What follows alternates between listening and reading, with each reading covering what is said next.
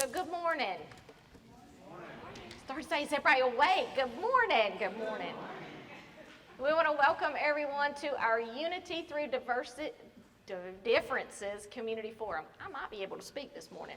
We are so glad that each of you are here and decided to come and participate with us. We're going to have more people that are coming in and out. There was a BSAN meeting this morning that some are attending, and we wanted to try to give them time enough to come over, so they'll be coming in anytime. The first thing I want to do is publicly thank all of our sponsors, which as you see are on our screen and is on your agenda. So we would like to really thank them for putting forth their sponsorship monies and their support for our event today. The next thing I want to call your attention to are the papers that you have at your seat.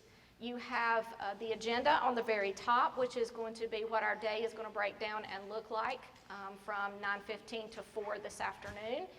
And then underneath that, you have an evaluation form that we would really, really love for you to please make sure that you complete. I ran out of space on your evaluation form, so if you will flip over on the back, if you have any additional comments about our day and our event, we would love to hear from you. So please feel free to put any of those comments on the back of that page and leave that on the table when you leave today, whatever time, if you're coming in and out. If you have to leave early, please make sure you fill that out and just leave it on the table. We'll pick that up.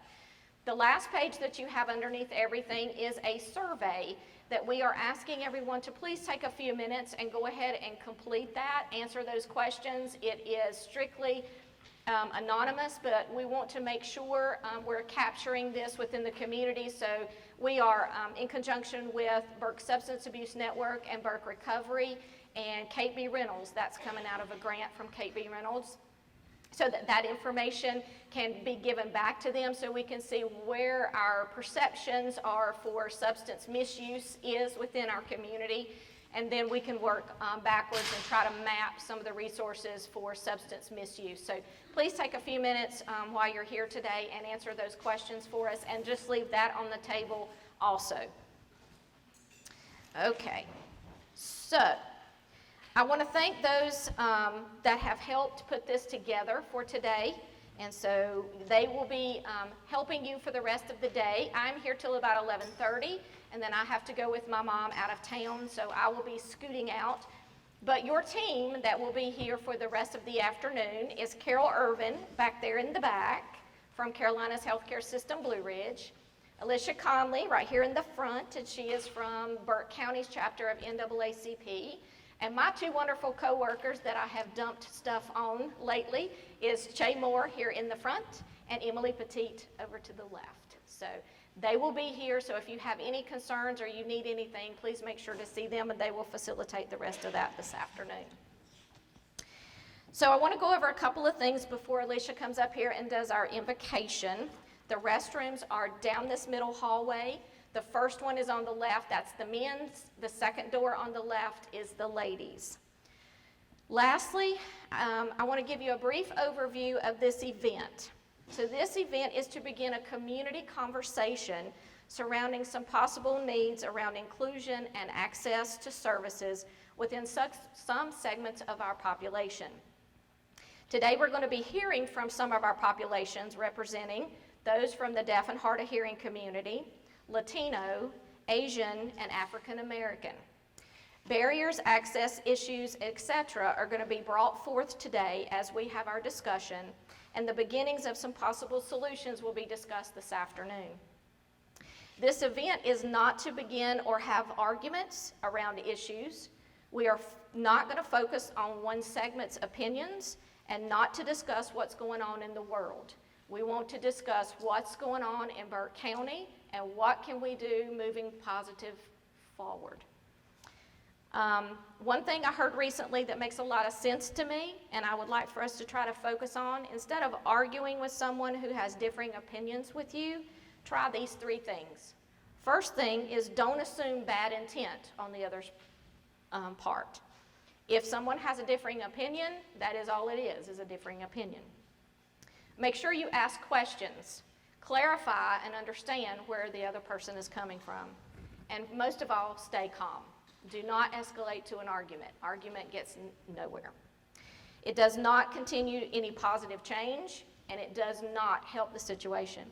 So we are wanting to make positive changes within our community and include everyone in this conversation. Now, one segment of the population that I inadvertently did not mean to leave out, but that we are going to bring in as we move forward, and that will be the homeless population. So we have been working with them, with community agencies within the community, but we are going to continue to include them in our conversation as we move forward. And all that Morganton Public Safety is doing to work with that part of the community. So we are going to add them moving forward. So this is only at the beginning of the conversation. This is not the end.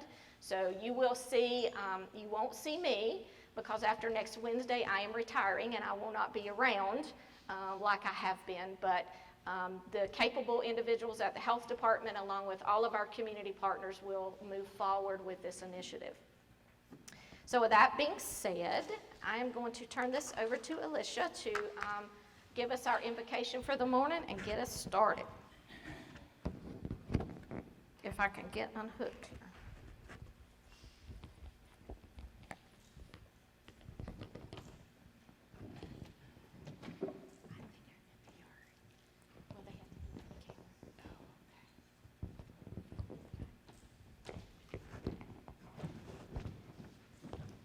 Good morning. Let us pray. Most gracious God, we are grateful today for your mercy, your grace, and your love. God, we come to you this morning thanking you for your many blessings. And God, we thank you for the opportunity that this forum will provide. As we gather here today, to learn, to share, and to reflect, may our words and our actions encourage unity in our city. God, may we see each other as human beings that have been created in your image. Lord, let the work that needs to be done begin in each of us, in our homes, in our organizations, and in our communities. May we commit today to joining together to build bridges of inclusion, unity, and belonging. God, enable us to realize that every person is valued, cherished, and loved.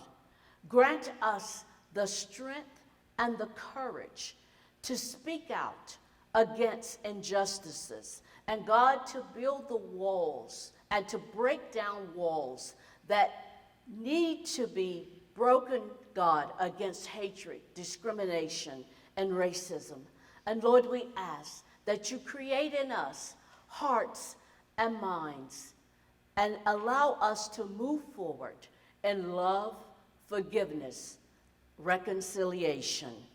God, may the work that will begin here today make a difference in our communities. Lord, we give you all the glory. Amen.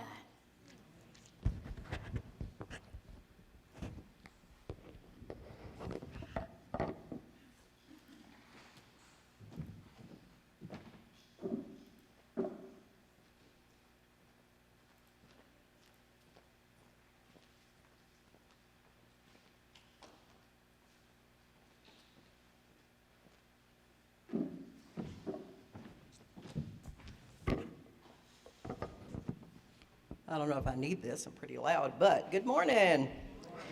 And welcome, everybody. We're so glad to see such lovely faces in the room this morning, and hope that this day will bring to you whatever you came in to get today. I think there's lots of information to be shared, lots of wonderful, wonderful speakers, and some of them I have never heard speak before, so I'm looking forward to it. I know they'll do a fantastic job.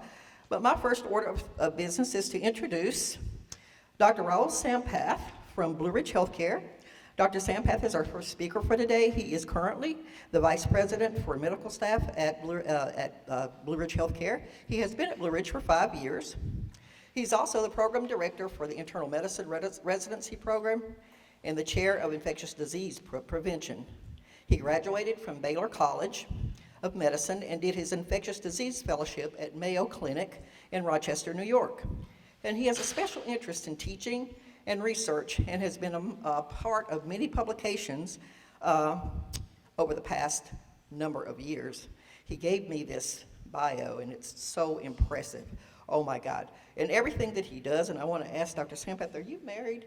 Because I don't think your wife ever sees you. It all says present, and it says from whatever year to present, and he's still part of all these wonderful things. But he is that because he's compassionate, he's dedicated, and he's loyal, and he's committed. And when COVID hit, I saw Dr. Sampath in the hospital. I used to see him all the time. He's always nice, pleasant, smiley face, when you see him. But I never quite knew what it was that he did until COVID hit. And then he was kind of like a phoenix that rose from the ashes, and there he was. This fabulous resource that we had in front of us that not only helped our hospital, but he also helped the community get through and to forge a path through something that many of us had never seen before. So we are very fortunate to have someone of his caliber and with his level of commitment and the amount of knowledge that he has about such things that hopefully we'll never see again. Dr. Sampath.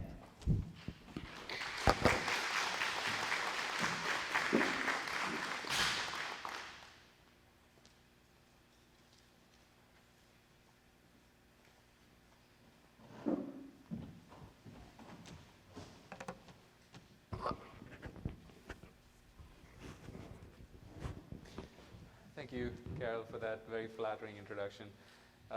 What I like to say is that I have a passion for teaching, and a lot of these topics are really close to my heart because we teach a generation of new doctors every year in this little community, and we try to keep those doctors back in our community. That's what our CHS Blue Ridge does. We have an internal medicine program. I don't know if all of you all were aware of that, but we train these doctors, and these doctors need to know about these things. So I teach them. And when I get an opportunity to talk in other venues, I jump at it because I like to get the word out. And from a scientific perspective, a lot of the debate today is going to be restricted to facts. So I'm going to project a little bit of scientific data to you, and I'll interpret it so that if you're from a non-scientific background or non-medical background, you'll be able to easily get the gist of the concepts that are being talked about today. And another thing I like to say is that it takes a pandemic for the community to notice that they have an infectious disease doctor, but you have an infectious disease doctor here, and I'm very proud and happy to be here for you. So the topic today is racial and ethnic healthcare disparities in the real world. I have my iPhone in front of me, so I'll be looking at the slides every now and then and discussing some of the facts that I put up there. But starting off with an introductory concept of what is health equity. Unless we understand that concept, I don't think we can understand other things. Health equity is a concept that everybody in our communities, in our cities, in our nation, deserves a just option or opportunity to have the best care that he or she can have. So that's health equity. Equity allows equality in access to care and allows everybody the opportunity to lead a healthy life, right? And so then the next question is, what determines this equity, right? Is it where you live? Is it how educated you are? Is it how much money you have? Is it whether you have insurance? Or is it where you played when you were a kid? Is it the friends that you had when you were a child? Is it how you were parented when you were a child? Did you grow up in foster homes? Did you have a stable family around you? And all these are social determinants of health that play a huge part in whether or not individuals and therefore communities are healthy or not. And when we talk about health equity through the lens of social determinants of health, which are essentially where you live, how you live your life, who you dine with, where you got educated, what do you do for fun, who do you play with, these are the things that determine whether or not you have that shot at health equity. If I can have the next slide, please. Okay. No, before. So going into what are disparities then, right? What are healthcare disparities? So the definition of a healthcare disparity is it's a higher burden of illness, injury, disability, or mortality experienced by one group relative to the other. So that's a health disparity. That's a very broad term, We have seen through the lens of COVID-19 that healthcare disparities and health disparities exist. We see that elderly people are dying more often. That's a health disparity. Young people don't die. We see that men live shorter lives than women in general in all over the world, and that's a health disparity. We see that men have heart attacks more frequently than women. That's a health disparity. And so some health disparities are just there, and they're very easy to understand based on genetics, based on social factors. But there's some that are a little bit more complex and nuanced. And the concept of, and when race and ethnicity come into the picture, that's when it truly becomes really nuanced and hard to tease out. And what is healthcare disparities? So health disparities exist, right? But healthcare disparities are more nuanced in that are people able to access healthcare? And the way it's defined is the differences between groups in health insurance coverage or access to use of care and quality care. So do I live in a place where the nearest hospital is going to be an hour and a half away? If I have a heart attack at that point, I'm not going to get to that hospital in time for them to do the right stuff to get me out of that critical time period and get my heart healthy again. So I'm going to just lose out because I don't have access to that healthcare. So these are the definitions of health equality, health disparities, and health care disparities. And COVID-19 has shown us that all these disparities are widened when you have a stress on the healthcare system like COVID-19. I won't go in too much into the details of how COVID-19 led to, a 30 to 40% fold increase in mortality in certain minority groups like Southeast Asian, Hispanic populations, black populations, compared to white populations. These are there on the news. These are there on the CDC websites. They're very easy to access, and the knowledge is evolving. How certain minority groups are not getting enough vaccinations for many different reasons, including education, availability of healthcare resources, and where they're living. But I'm going to go back to the roots of where all the debate started, and it started around 2000 with a few very important studies that came out that really showed us where we are. And in the next slide, answering the question before we go into the data, why is it important? Well, it's important because it is the thing to do. Equality and justice are some things that we should strive for. And it also has a price tag. There's $92 billion being spent because of issues that arise from these healthcare disparities.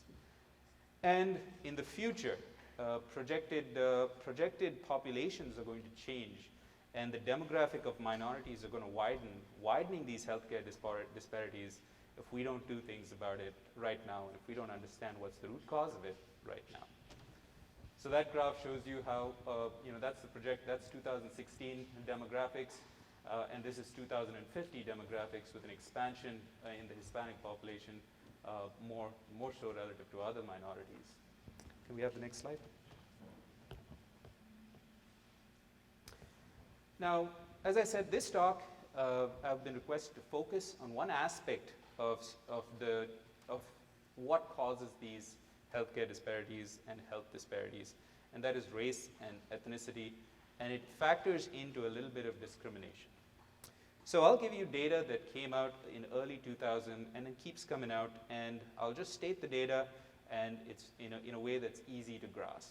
So we've all experienced pain, and one way to see if different subgroups of population are receiving different kinds of pain medications is to do a study to see in different care settings, so in the emergency department, or if you had a surgery and you need pain medications after the surgery. Cancer pain, certain people live with terminal cancer and are constant pain and they need pain medications. And chronic non-malignant pain, sometimes after you have a sprain, your doctor is going to prescribe you a short course of opioid medications to relieve the pain.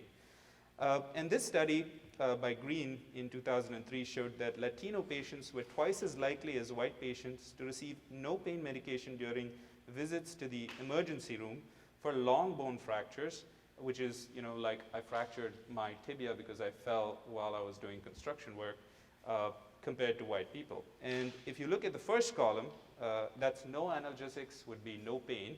You'll see that among those people who came in with a long bone fracture, 58% of Latino patients did not get any analgesics, while only 25.9% of white people received analgesics. And right now you're thinking, wow, that's a big difference. And immediately, as human beings, our minds start to work and figure out, why is this happening? Because you'll think, hey, maybe there was a communication gap. Maybe the Latino population couldn't communicate their pain well. or maybe the Latino population just didn't have insurance, so they wanted to come to the ER, but then they left without even getting any treatment. Maybe they came into the hospital and were more stoic about their pain. Maybe the communication barriers helped contributed to that. But for whatever reason, they did not get the pain medications that their counterparts, the white population, got. And so studies like this, there are quite a few of them. The ones I've selected have removed these confounding factors. And as we go through more studies, I'll tell you the kinds of confounding factors that have been removed. So in other words, hey, you know what? These two groups, all of them had insurance, but still the difference persisted. Hey, these two groups, they knew exactly, they were educated, they had the same level of education, still the difference persisted. Hey, these two groups were from the same community in the same city. So they're not from different places where one had a better hospital with better doctors and one had a smaller hospital with doctors who didn't know the latest care. They controlled for these factors. And we'll talk about that in further slides. So the next slide is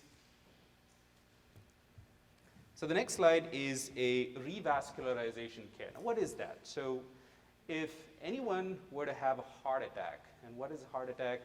I'm doing something, or in the middle of the night, I wake up with chest pain, right?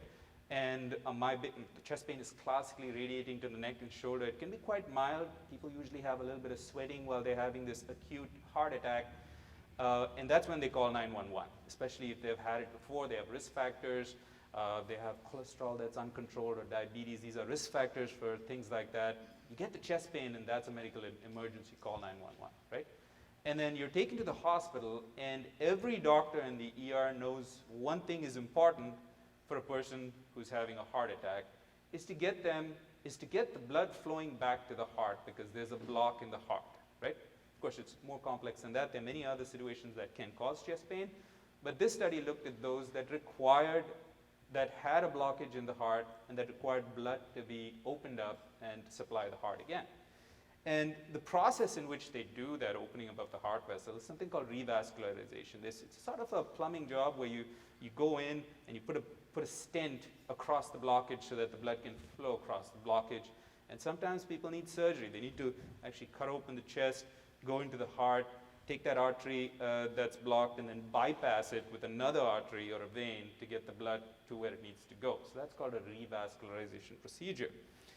And then this study looked at revascularization rates for whites, blacks, and Latino patients hospitalized with acute myocardial infarction, which is the heart attack.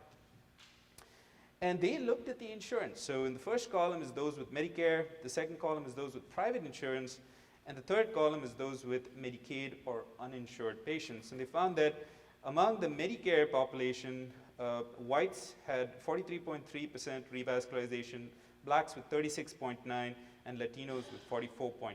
So there's a difference between the white population, black population, and Latino.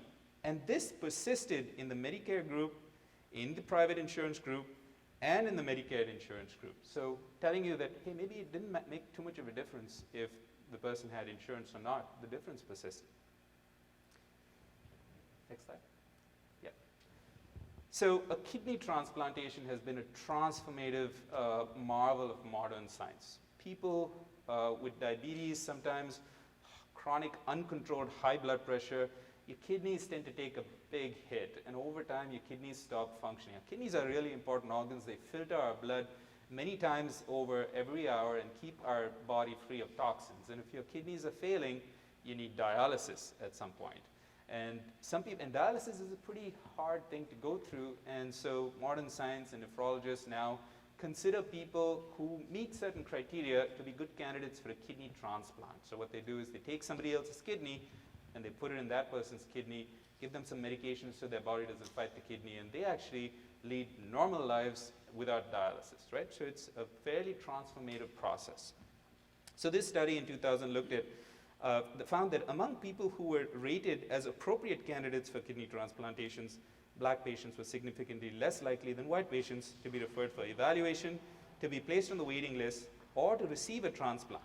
And so if you look at the tables, 90% of the black patients were referred for evaluation, 71% were placed on the waiting list because you have to wait for an organ to be available.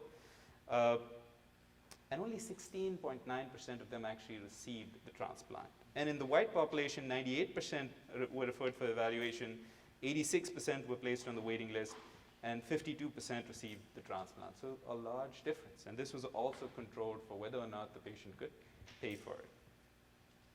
Next slide. So I wanted to go a little bit further, and these are data that are published in very famous medical journals. So this was from JAMA. And this is, again, related to one of those revascularization procedures. But at this time, this study looked at, hey, what about if the difference is that maybe we can look at teaching hospitals, like our hospital that has a program where we train medical doctors, right? So the thought is that if we're training medical doctors, we're constantly having a bunch of people who are learning from us. We better be doing the right thing. We better not be making any mistakes, and we better not be treating people differently for any reason, right? Whether it's insurance or not. And they found that in a CABG, in a teaching hospital versus CABG, which is a procedure to get blood to the heart in a heart attack, you can see that the darker columns represent the number per 10,000 white patients who actually received the procedure, and the smaller blue column represents black patients who received the procedure. And the difference, although more obvious in the non-teaching hospitals, was still seen even in the teaching hospitals. Food for thought. Next slide. And this slide also has the same metric. The darker slide is the white population, and the lighter slide is the black population. But this looked at a surgery called a total hip arthroplasty. Now, what is that? As we grow older, you know, depending on what we've done in our lives, some of us may be on our feet a lot. Some of us may be, you know, driving tractors, working a farm, construction workers, nurses in the hospital. We use our legs, and it hurts our hips over time, especially if you have other diseases along with just our lifestyle. And so we get knee arthritis, we get hip arthritis, and there's a procedure called a hip replacement and a knee replacement, and there are millions of these procedures being done every year in the US, and it's a fantastic procedure. I'm sure every one of y'all knows somebody who, at least if you don't know somebody who's had that surgery, at least knows somebody who knows somebody who's had a hip or a knee replacement, and they usually are going to tell you that it changed their life. They are now able to walk without pain. They don't need those NSAIDs, so it's a fantastic procedure, and it's one of those procedures that are exponentially rising. More and more people are getting these surgeries, and you can see that even for people who met the criteria, who had insurance, there was a difference even in the teaching hospitals versus the non-teaching hospitals between the black and white population, as shown by these graphs. Next slide. Now that is some data that tells you that there's differences in surgical procedures and revascularization and things that doctors do in hospitals. But what about quality of care? That's a slightly more ambiguous term to put your finger on, but there are metrics we follow to even determine whether or not people are getting good quality of care, right? So we all know that, you know, women after a certain age, usually from the age of 40 to 45, it's optional to have breast cancer screening, and after 45, it's recommended that women get screened for breast cancer. It's an eminently treatable cancer that everybody should be screened for, so that they can be detected early and they can have a normal life if it's detected and taken out or addressed. And we find that even with this study showed that, Trivedi looked at this study in 2006 and showed that there is a difference in breast cancer. Let's say it was an outpatient clinic, and they looked at all the clinic patients in a particular area, and they found that there was a difference. 77% of breast cancer screening in white patients, 75% in black patients. Diabetes eye care. So if you're diabetic, your doctor is going to want to take a look at your eyes every now and then. Make sure you're not having a disease that can later on cause blindness as time goes by. And they found that there was a 2% difference over there. They looked at cardiovascular care. And one of the ways in which doctors are going to look at and see if you have good cardiovascular care, or if your heart is healthy, is to make sure that you don't have too much bad cholesterol or LDL cholesterol in your blood. So we'll check that every 3 months to 6 months. And they found that 84% of white patients had it, but 75% of black patients had it. And then finally, cardiovascular care. So did the doctors do stuff to get your bad LDL under control? Did they give you the right medications? And there was a difference, 68% with white and 51% with black. So there was a difference in quality of care there. Next slide.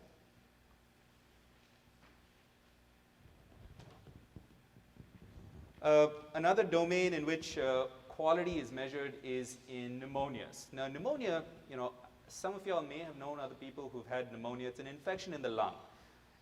And it causes a devastating complication of shortness of breath and cough. To think about a person not being able to breathe is terrible. And we've seen it with COVID-19.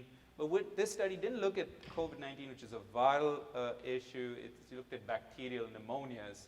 And one of the important things that doctors in the emergency room do when somebody comes in with pneumonia is to immediately give antibiotic therapy, because there's good data that says that if you delay too much, the risk of it becoming serious and that patient needing ICU care, or even that patient passing away, becomes higher. So there's an urgency.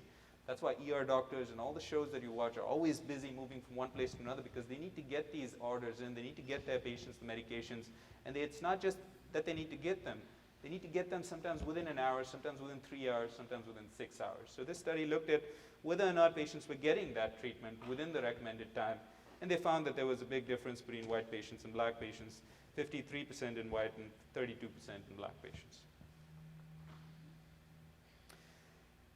And somewhat related to quality is how your chronic illnesses are managed. So this study in 2006 by Sequest found that black patients with diabetes were less likely to receive a statin therapy and less likely to achieve LDL cholesterol level control. And statins are a very well-tolerated medication that a lot of people are on, and it brings down the LDL levels, and it's thought to reduce your risk of getting a heart attack if you're on the statin and you're on the right dose of the statin, and of course you're not having any complications related to that statin use. And they found that in this outpatient setting in 2001, in patients enrolled in the Harvard Pilgrim program, and that's a pretty prestigious primary health program, they found that there were differences between the white and black populations for annual LDL cholesterol level testing. So whether or not they were just even tested, there was a 4% difference. LDL cholesterol level control, again about a 5% difference, and statin use, a good 10% difference. So black people were being prescribed that medication less often than white people. And then again, going back to the diabetic care, which is very common, these are things that every doctor knows that they have to do, because the government's going to look at it, CMS is going to look at it, hospitals are going to look at which doctor is good at controlling hemoglobin A1C, which is an indicator of how well your sugar has been controlled over the past 3 months.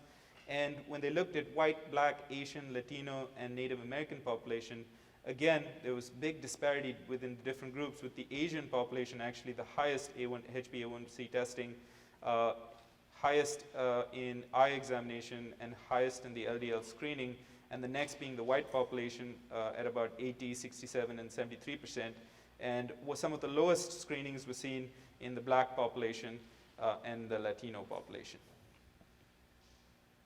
Next.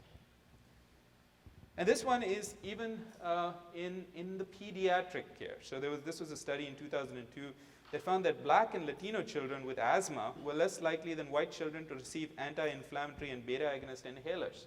And this is something that I'm sure if any of you all have had asthma and you have an asthma attack, that inhaler is going to give you fairly instant relief. And there's a difference in the prescription of these inhalers in these populations of patients, with the white population receiving about 82%, Latino 78%, and black patients 73%. And steroids are another important medication that don't immediately give you symptomatic relief, but are required in certain asthmatic patients to prevent recurrences of this shortness of breath over time. And there was a difference even in that, with 27% of white patients under 12 receiving it, and only 6% of Latino patients receiving it. So big differences noted there too. And so the big question is, and on all of these studies looked at it, do systemic disparities explain these disparities? Do systemic characteristics explain these disparities? And in 2008, there was a study by Saha that looked at about 100 at the VA. And why is the VA important? Because the VA is actually a natural sort of laboratory where everything is controlled. There are very little copays, everybody gets the same care. The only big problem is that there's not too many women who seek care in the VA. It's predominantly a male population, but still, it's a good setting to get some good data. And they found that healthcare disparities within the VA were greatest for surgeries and invasive procedures, medication adherence, and they thought that partnering may be an issue in this, and that what that is they thought that maybe different populations of people were perceived to receive these medications in different ways, so maybe the physician didn't even take that step to start explaining. And access-related factors. So are you in a place where there's just no hospital? And the Institute of Medicine looked at about 100 peer-reviewed publications about racial and ethnic differences in healthcare in their 2003 report, which was titled Unequal Treatment. And many of the studies, and most of the studies that we talked about, control for access to healthcare.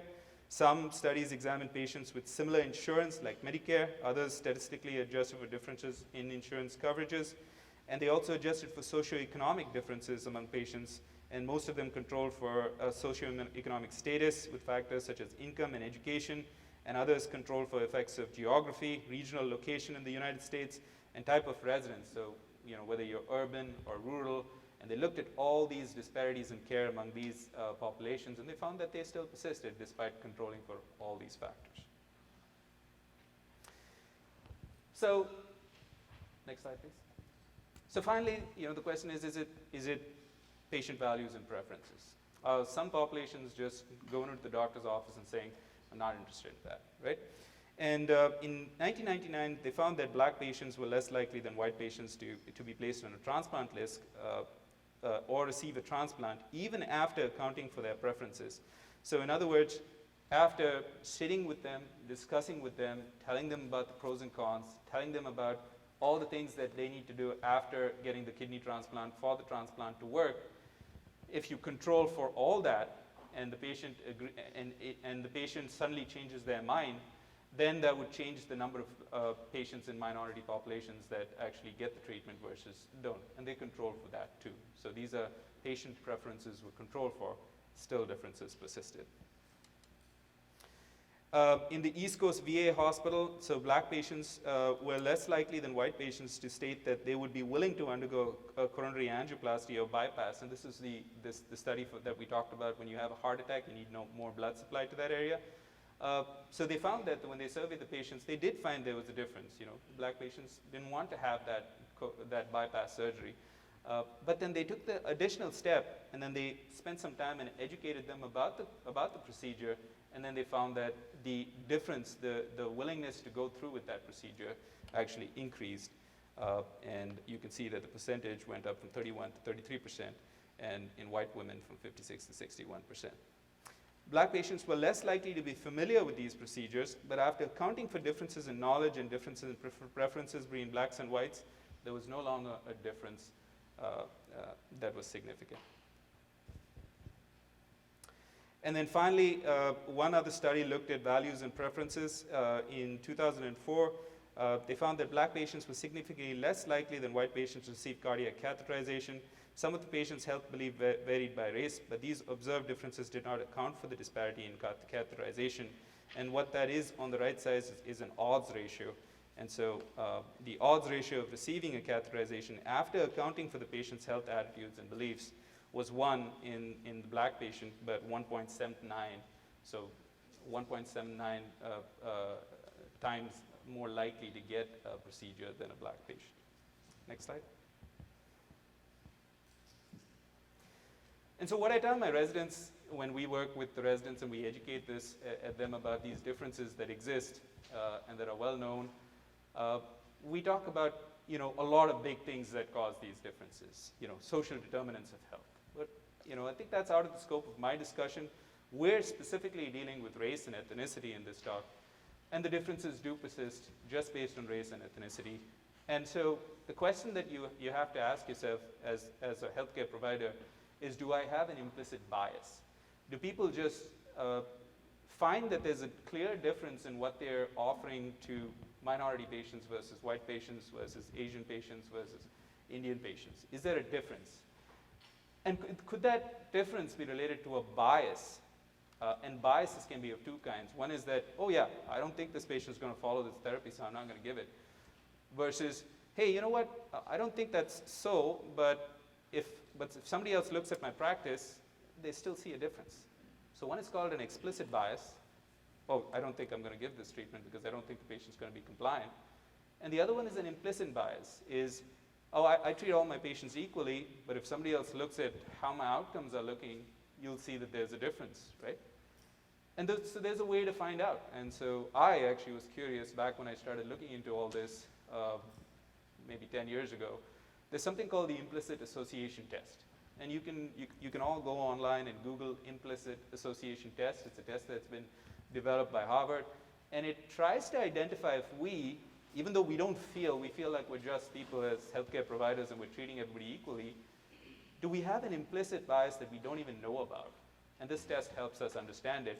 And there's some data that looks into the data for the results of this implicit association test. The first thing I did was I went and did the test, and I was quite reassured and happy that it didn't turn out positive for race.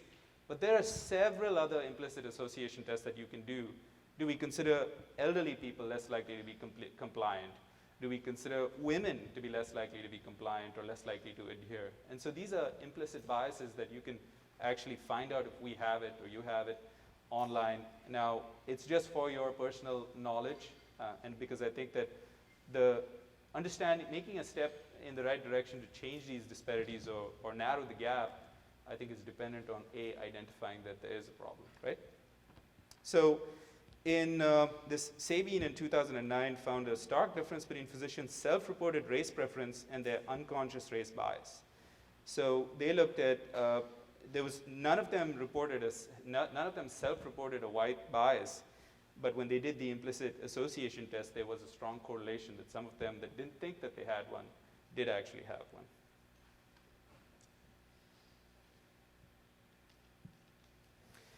And when in 2005, Laurie et al. Surveyed cardiologists about race and ethnic disparities in cardiac care, 34% of them agreed or strongly agreed that there are disparities in the US healthcare system.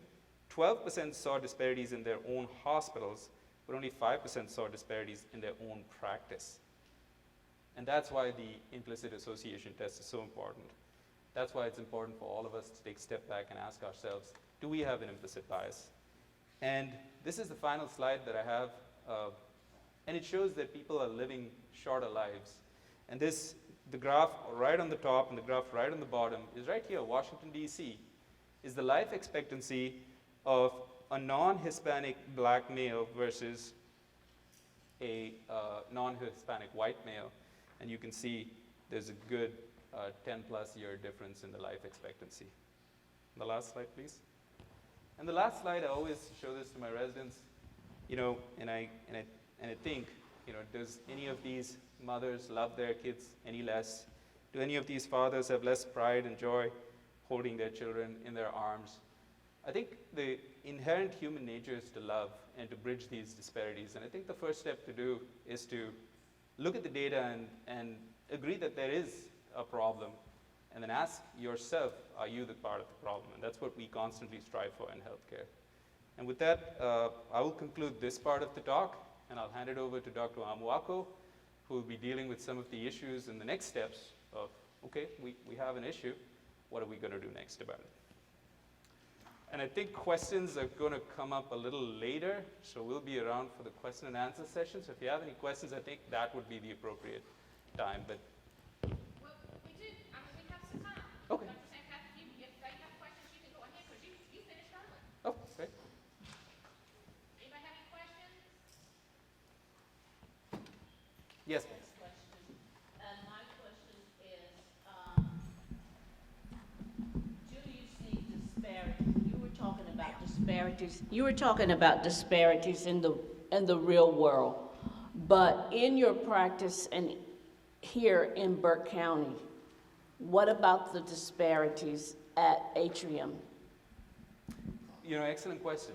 And the first thing we need to do to answer that question is actually study those disparities. And then the next question is, who's going to study those disparities? You may have talks today by the public health experts who talk about metadata that they get from the community as a whole. The data that our hospitals are exposed to are only the data that the patients who come to us for care generate. And for that, we actually are one of the few small hospitals, community hospitals, that are doing two things that are very different. One is we teach new doctors, and the second is we have a research department, and we have a quality improvement and patient safety department that looks at quality improvement projects that include healthcare disparities. I think the first step is identifying the scope of the problem before we can do anything about it, getting baseline data of where we are so that we can move the markers in the right direction. And I think we're doing that right now.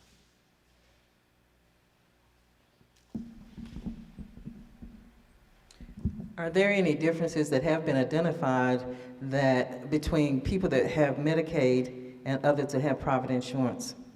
Yeah, there's a lot of data that says that patients with Medicare and Medicaid are a clearly different insured population than people who don't have any insurance. People who don't have insurance in many scopes of healthcare get care that's not standard in many senses. Up until recently, large community hospitals, for instance, in a patient who has, let's say, end-stage kidney disease, there have been instances where people don't get the opportunity to follow up with a nephrologist on a regular basis, and only when they emergently need dialysis, if they don't have any insurance or if they're undocumented and they're just there in that community, they actually have very few resources and they have to just wait till they get short of breath, go into the hospital or in the emergency room, get dialyzed, and then get discharged from the emergency room. So there's no question about it. If you don't have insurance, you're not going to be able to get the care that a person who has Medicare is going to get, or private insurance. But that being said, our hospital in CHS Blue Ridge, my clinic, and we're a nonprofit, and we will not close our doors to any patients. We're open book. This is exclusively an issue that we see with a lot of private hospitals who have control of which patients they want to see or not. Now, there are some other rules in the emergency room, regardless of whether you have insurance or not, and if you have an emergency, there is no hospital that can deny you care. I noticed that most of these surveys were up to and over 20 years old, and my question would be, in the most recent years, since these disparities have come into focus and people are paying more attention to them, have there been more recent studies done to see if that's on the change? Yeah, so I think I mentioned a couple of my slides were up to 2017. That was the total hip arthroplasty and the CABG studies that compared teaching and non-teaching hospitals. Those disparities still persist. Now, the data since then have sort of drilled down into more minutiae, and the scope of this presentation was to give an audience an overall understanding of where all the debates started. And it all started in the 2003 Institute of Medicine publication that talked about these as big issues that we need to deal with. So that was my sort of hope to start with that. You know, we can start with, any time in the past, what caused these, what's at the root cause of everything. And we can go back pretty far, and we can come pretty close to COVID-19, and that's in the news literally every single day. You pull up your CDC website and just type in racial and ethnic disparities COVID-19. You'll get an entire website dedicated to it and several publications showing how minorities are getting less vaccinations, more hospitalizations, more critical illnesses, and more deaths. So I didn't think that that was relevant because we've been bombarded with COVID-19, and that's a sort of data that's evolving. We want to see at some point, is it all going to sort of equalize? Because right now, if you look at the data, there are huge disparities in different minority communities for COVID-19 related hospitalizations. As of a few months ago, the differences in some areas were up to 50% between whites, Hispanics, and blacks as far as hospitalizations and critical illness were concerned. But these are the studies that controlled for the factors really well, so that's why I brought them up. Yes, ma'am. Yes, I hope you can hear me. I can. Maybe back to the Burke County patient population. Does Blue Ridge Healthcare in Morganton review patient advocate reports, quality improvement reports, patient surveys, Yeah. and what are their findings? Okay, excellent. So patient surveys are part of a quality metric that every hospital who gets reimbursement from CMS have to do. So we do it.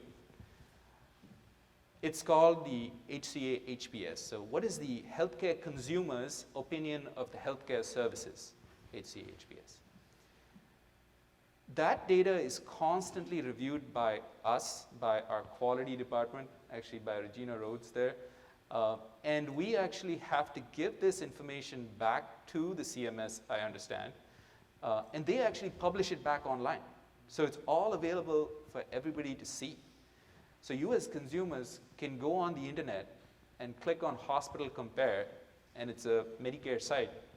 And you can compare different hospitals in Burke County to see where the patients find the most quality is being delivered. So it's all fairly transparent and available. Do you have any data about patient opinion?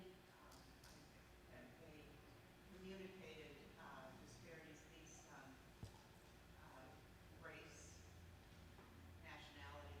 Yes, excellent question. And I do not believe that that is something that's reported to CMS, but Regina can correct me, or Laura can communicate that. But we don't communicate that to CMS. We're not required to. But internally, we have the capability.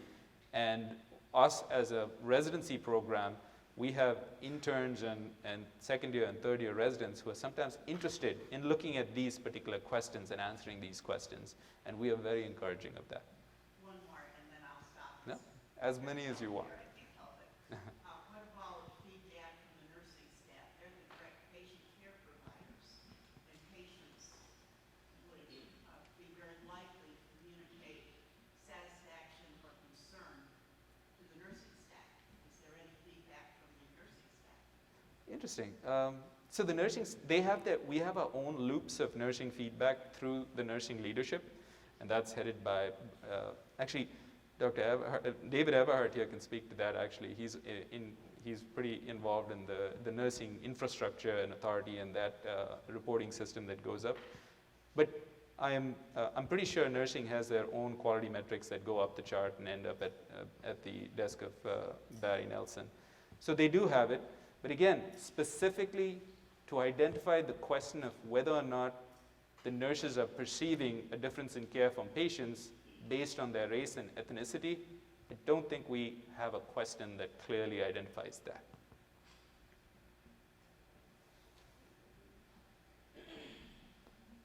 Yes, ma'am. On yesterday, my friend was being discharged from the hospital, and when the hospitalist, I think it was who came in to talk about discharging her, made her feel very uncomfortable because he told her that she needed to go and they needed that bed for sicker people. That was very discouraging. Yeah, that hurt her feelings really bad, and it left a bad stain on the hospital, the hospitalist or whoever it was, that shows that you're not valued, you're well, you go on home. It was the way he delivered what he said that was hurtful and harmful to this woman who was a black woman. And does any follow-up with that, as far as surveys is concerned, that she does not have, she's not computer literate, so she's not gonna be able to do a computer survey. But at some point, somebody needs to realize that this bedside manner is not acceptable. Absolutely, and I'm extremely sorry that your friend went through that, honestly. To answer your question, there's a couple of things that our hospital does. We have a patient complaint line. We have Jackie Garner, who's involved in our patient safety. So if you feel like if patients feel like their grievance is not addressed, they actually can have a direct line to Jackie Garner in our hospital. And I've been part of some of these investigations, and nothing is too small, nothing is too big. Everything gets investigated, and we have a plan on how we can do better and how we can make ourselves better. Because ultimately, we're here for the patients, and if the patients do not have a good experience in the hospital, they're less likely to come back. They're less likely to say good things about us. But we do strive very hard to make every patient stay satisfactory and give them the care they want at the same time, the care that they need at the same time. But that's the process. You can contact Jackie Garner fairly easily. You can actually even call the operator and say connect to Jackie Garner or patient satisfaction department. and they can verbally lodge a complaint. They will have a feedback loop about that so that they can get a feedback on what was done, what discussion happened, and what needs to be changed based on that investigation, you could call it. And I've been part of these investigations. We do have patients who have unsatisfactory experiences for many reasons, and then we do our due diligence and we investigate all of them. Okay, so Dr. Sampath will be with us. We'll have another question and answer session, so if you have any more questions, And once again, thank you so much for taking the time off your day and coming and listening to this lecture. It really is my pleasure to be here.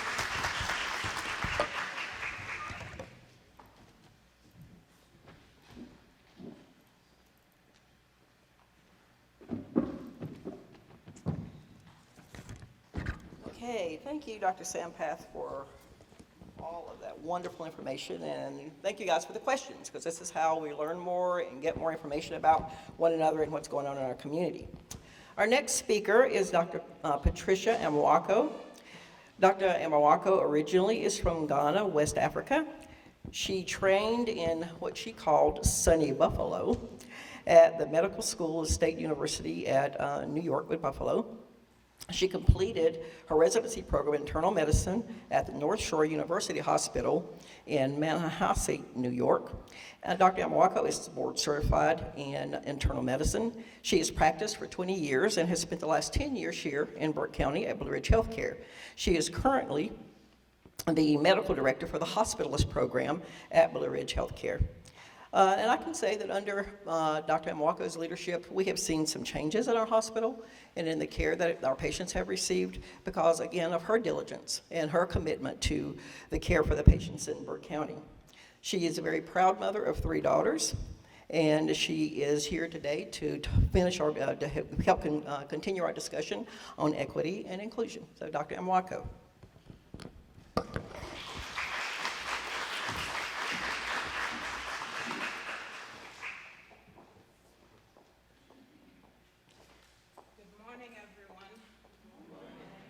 Standing on this podium feels like you're about to preach.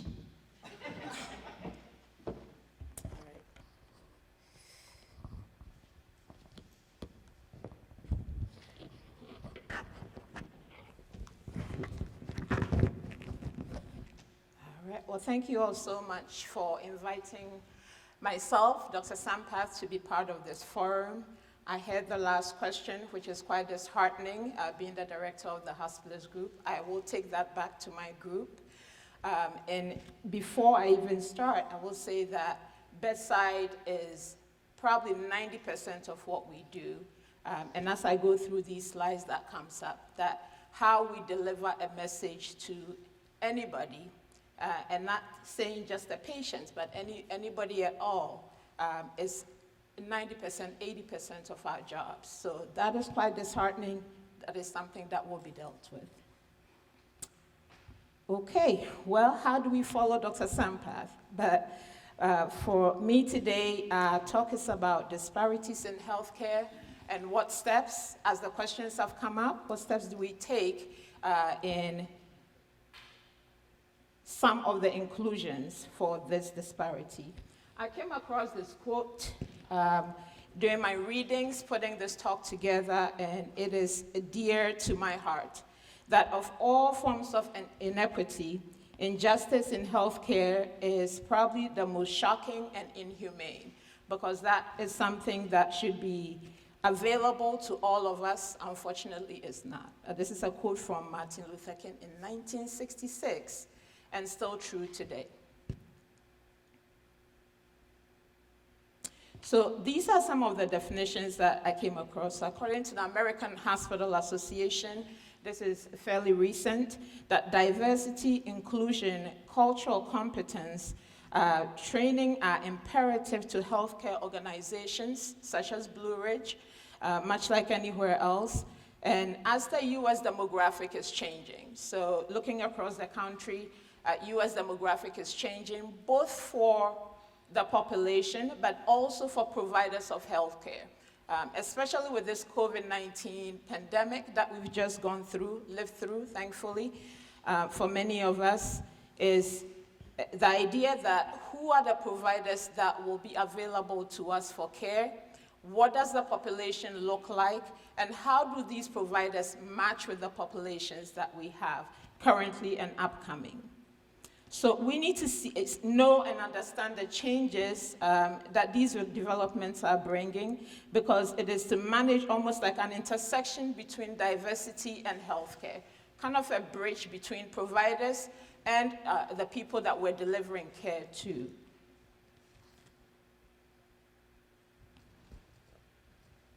Thank you. I don't think I've been prompting you. It is also that healthcare organizations accomplishing these goals need to positively impact, one is the patient experience, which is big, just like your question that came across. It is important that employees are engaged, so anyone working in the healthcare system should be engaged. I heard a question that said, what about nursing? They're the frontline workers. They're the ones who will hear of my complaint. When they hear of these complaints, what do they do with that? And we'll come with some of the suggestions of what we could do as a community and as an organization. How do we prompt, how do we answer some of these questions so that the entire community feels engaged? So for nurses, I know that every time in the emergency room that you come to Blue Ridge Emergency Room and leave, there is a follow-up call. Somebody is going to call you and say, how was your experience? You know, what is it that we can do better in this organization so you feel impacted, so you feel comfortable and feel that this organization is part of your community. This is where you should and want to get your health care. The same thing applies when you leave the floor. So for your friend, I would say that when a nurse calls or somebody calls and says, how was your experience? You don't sugarcoat anything. You tell them like it was. I did not feel comfortable that this particular provider mentioned such and such and such to me, because I will take that exact quote and present it to the provider. It's not something that I'm coming up with, but this is exactly how your patient felt before they left our hospital. Nobody wants that bad feeling when they leave the community or when they leave the hospital. Next, please.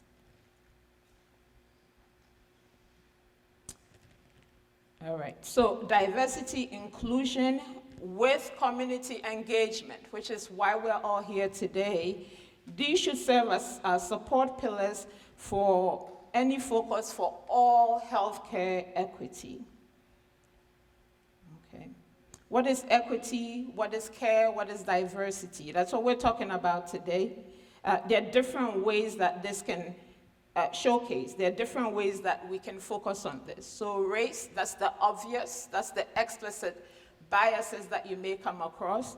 But then there's ethnicity, which especially in America, it can be quite tricky, right? Not all ethnic backgrounds are obvious in what you see. There's nationality, socioeconomic status. So all these things that are lined up, gender identity, age, all of that will affect equity, and it helps in the provision of care, and it should not, and I think Dr. Sampath also alluded to this, this should not change from location to location. It should not change by your geographic location, should not change by who you are. So there should be some standards. So when I'm presenting, you know, the wonderful data that Dr. Sampath provided us with, when I am presenting care to you as a patient, if it's nephrology and you need that transplant, it should be across the board. Everybody should be afforded the opportunity to at least discuss that chance to have a transplant, to have, you know, a heart cath, to get a heart transplant. If we are affording everybody that same streamlined approach, then at least I have the discussion, at least I have the education, and I have the opportunity to pick and choose what I would like done to my body personally.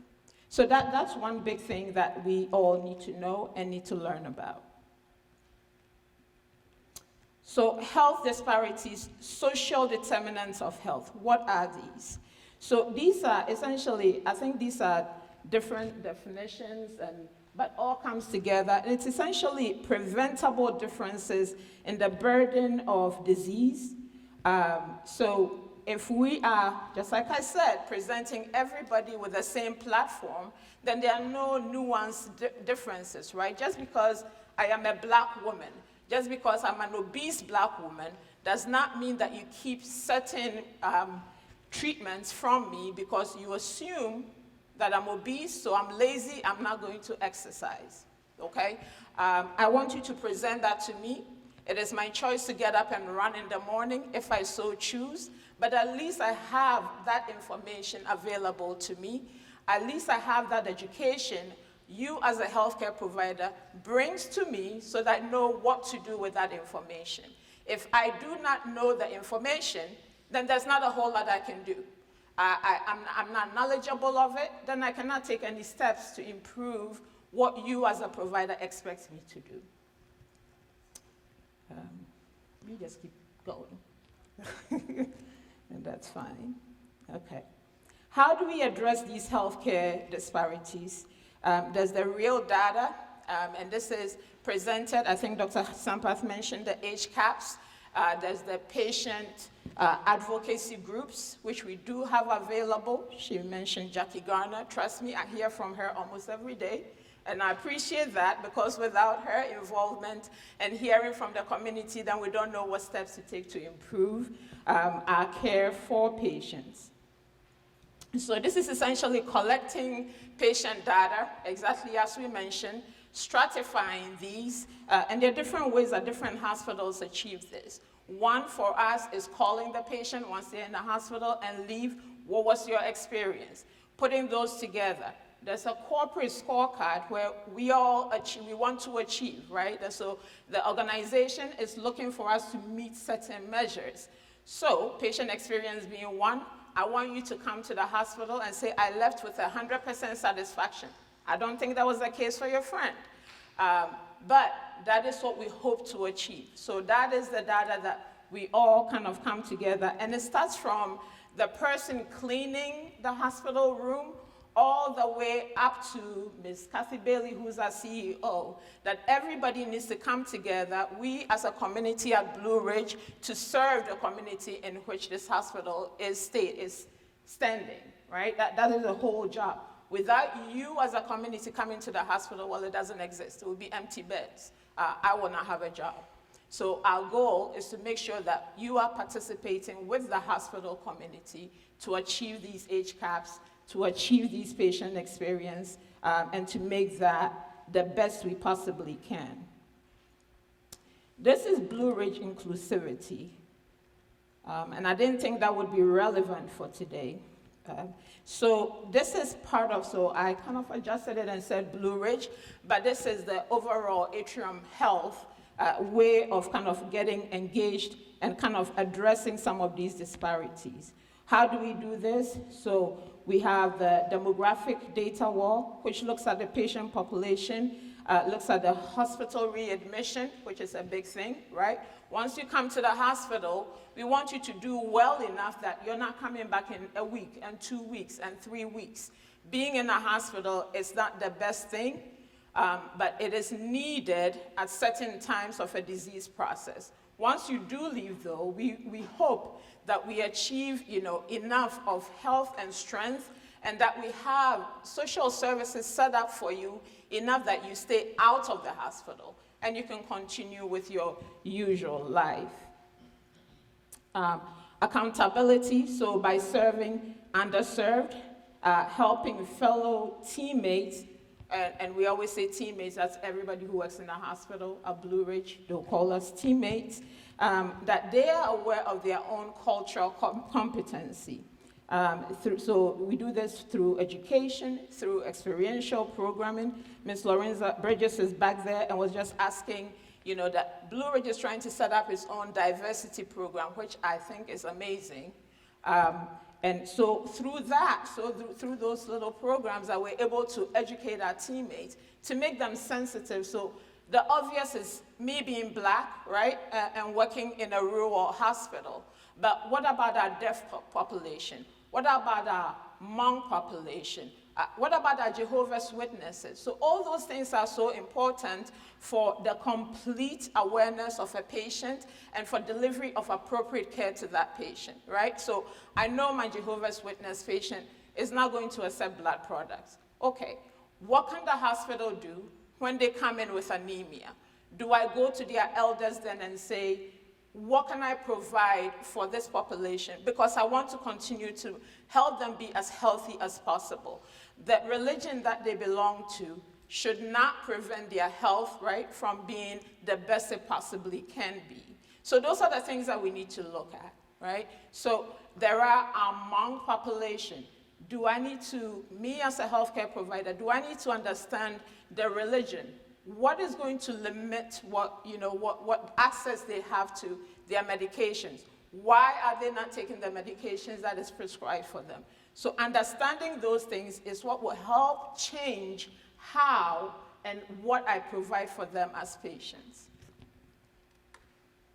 So we also have like positively impacting our patients and communities with programs like the Million Mask Initiative. When COVID hit, everybody put your mask in and all that. Today we can walk around without a mask.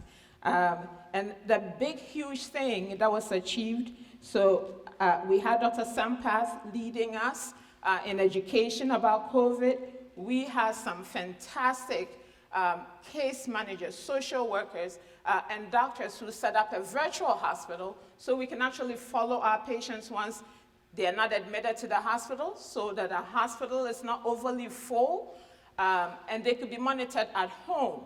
We had physical therapists who would go to patients' homes, so that they can be part and continue with their therapies, even in the times of COVID.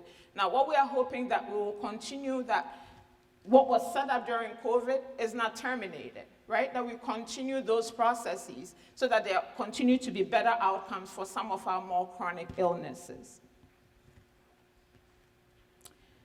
Oh, and then we get to this big part, the implicit bias. So simply put, and there are many different definitions, very technical and all, what I could understand of this was, so implicit bias influences attitudes that people profess. So I have a patient, so unfortunately in medicine, this is the first thing, this is the first sentence you put in the history. This is a 50-year-old male Hispanic. This is a 60-year-old black female. This is a 40-year-old white male. This is a 20-year-old young male appearing so-and-so. That is the first sentence you put. So the moment I read that, do I change my mindset? Is that something we need to change as a health community, as provider community? Do we need to see patients as they are? As they say in here, they'll say, individuate a patient. So keep the patient as they are, as the person they are. Yes, they are black, but maybe they are mother, maybe they are a daughter. Should we be using those terminologies instead? Do we change how we approach our patient just from the first line of reading a history and physical? Those are things that we need to think about and be aware of. And when I think of implicit bias, that's what I think of. Did I read a sentence? And because these things are finicky. So when I read a sentence, is that the first thing that I think of? Is that, do I walk in and say, oh yes, it's that patient again? I already have a bias before I go to meet the patient. I don't know why they're there, but because I read a sentence that somebody helped to describe the patient with, I already have a bias even walking in the room. That is what we need to be aware of as providers. So if I am more aware of that, then, so clearly I'm not reading these point for point. So if there are any questions, as you read through these slides, please draw my attention to it. So implicit bias and its effect on healthcare. How does implicit bias affect healthcare? How does me knowing that before I get in the room, the ED provider called me and said, I have a 50-year-old black male who is presenting with da-da-da-da-da. The rest of it, I will listen to, but do those first few words change how I approach this patient? In the real world, it's saying that implicit bias has higher treatment dropout. It has lower participation in screening, and there's lower participation and avoidance of healthcare. There's delay in seeking help, and even simple things like filling prescriptions, and there are lower ratings for healthcare quality. All that's supported by the data that Dr. Sampath presented. Many of that data, although old, I know somebody asked about the data being old, is still supported today. So we have not changed a whole lot. The problem is that we had that data 10, 11, 20 years ago. I think Renee Tal did a study, yes, this is this one, on implicit bias and how it affects healthcare. This is in 2011. We are in 2021. Nothing has changed a whole lot. How do we make these changes? And I applaud program directors like Dr. Sampath, who's mentioned that he is on his own kind of imbibing this in the culture of training our young residents here. So before a resident leaves a program and goes to practice on their own, they're aware I have certain biases that I have to be aware of.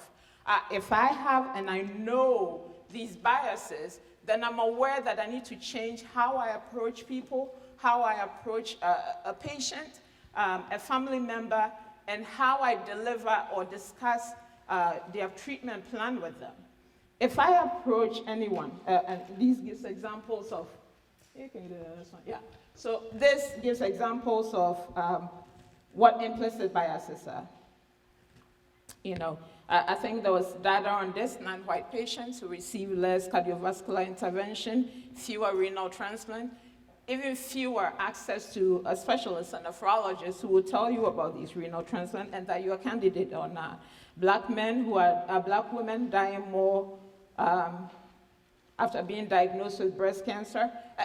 Things as simple as childbirth, right? Black women die 4 times more than their non-black counterparts in childbirth. It's the United States of America. I am blessed to be here. Why will anyone go into the hospital think I may not come back home with my child? We have everything available to us. So what is it that is keeping us from providing the care that we have already available to the patients that we encounter? Let's hope that we are able to speak up and be able to demand that some of these are available to us.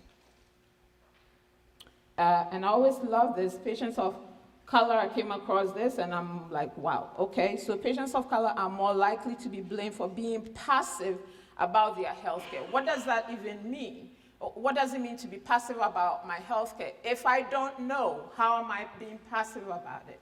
Did someone tell me about it and I did not take the step in trying to achieve or trying to protect myself or trying to have access to that healthcare? I think there are many layers missing before we assume that anyone is passive about their healthcare. What are some steps we can take in inclusion? Is that the next one? Yes, ma'am. Okay, so perspective taking. So I think perspective taking essentially is being empathetic. Every time I come across any patient, any person, put yourself in their shoe, okay? If they're young, put yourself in their mother's shoe or their grandmother's shoe, okay? So you approaching the patient, being aware, perspective taking, it can reduce bias, it can inhibit unconscious stereotypes and prejudices. If I am putting myself in that person's shoe, if I am putting myself in place of their family, having the empathy in my approach to them, it's unlikely that I will go to their bedside and say, you need to go, I need my bed. It could be that, you know, you have improved significantly. It's been a couple of days, you look well, you're walking around well, I just think it's time to go to. So that delivery changes dramatically because you can see yourself, you know, and you empathize with that person. You understand where they're coming from. They're not sitting in a hospital bed because they feel like taking a vacation in your hospital. No, they are there because they don't feel well. They would like to feel better, get home, and get to their families and responsibilities. I know sometimes we want to escape, but not the right place to escape to. A beach might be much better. All right. Emotional regulation skills. So this came up, and I recognize this as more physician burnout. So especially with COVID recently passed, are we overworking our health providers so much? And I'm not going to say just physicians. Bed turnover is so quick. Even people who are cleaning those beds are working and working so we can move people through and get them to the floors. Are we overworking them? Are we overworking our nurses? I know in COVID times, in our little COVID unit here in Burke County, that these poor nurses had a mask on 24 hours. You know, the 12 hours they worked, they had a mask on. They did not leave that unit because the moment you step out, your patient may not do well. There's a little area where you can take your mask off for a few minutes, take a deep breath, put it back on, and get to the patient's bedside. Are these nurses so overworked that now that COVID, thankfully, is kind of slowing down, so tired that their responses are kind of what this young lady experienced at bedside? If that is the case, what do we need to do for the provider side? And then remember that our patients have also gone through that same year and a half of turmoil, right? You're cooped up in your room, you have not left your room. Until recently, you could not step out without having a mask and a shield and all that, just to go for grocery shopping, right? So we need to remember, right? We said to be empathetic, so take that empathy to that bedside. Take that empathy to your nurses and to the cleaning staff. Let them understand, right, that them having that emotional break away from all this will give better empathy when they are interacting with patients who are our clients. Okay, partnership building skills. So for me, when I think of this partnership building skills, I'm thinking, I'm gonna sit down with you, listen, you have diabetes, okay? We are obese. We need to start walking, okay? So if in the inpatient, that conversation has started, and you're saying you need to start walking, you need to start taking these steps because it will help impact, it will change how you interact with your grandchildren. It will change how you interact with your own children, right? So if that building, if that relationship is built, it is very much likely that the next one, I just saw my doctor recently, and he said, well, Patricia, so what's going on? Last time you lost 5 pounds. This time, it's COVID, I've been busy, and I came up with I have all the excuses lined up, right? But because I have a relationship with him, I could chat with him and say, listen, girl, you cannot keep doing this. What are you doing? Your girls are still young, you need to live for them and all that. So I have a relationship with him. We laughed, we chatted, but we have a plan in place. Next time I go see him, well, I don't want to be shamed. I'm going to start walking a little bit. So I can tell him that, listen, I walked a mile the last week. I've been walking a mile. If that relationship building is there, if we are able to communicate with our patients, if we are able to communicate with each other, even as colleagues, I go to David all the time, say, I'm done. This is it. Today, that's it. I am signing out. I am turning over. I am done. I'm walking out. I'm not coming back. I think it was only a few days ago, David. Yes, it was. Yes, and I'm still here talking. So when we're able to have that communication with our colleagues, we're able to, so that when I walk out of his office, I take a deep breath. I'm a little bit less stressed. So when I go talk to my patient hasn't done anything to me. They did not go a mouth off to a patient's family member telling them to leave our hospital. So I need to go with a new energy every time I encounter a patient. I need to understand where they are coming from, and from where they are coming, meet them halfway. We can build a relationship, even if it's for a few days. Being a hospitalist, sometimes that's all I get. But take those few days, start building a bridge so that when they follow up with their primary doctor, those bridges can continue to the betterment of our patient and our community as a whole.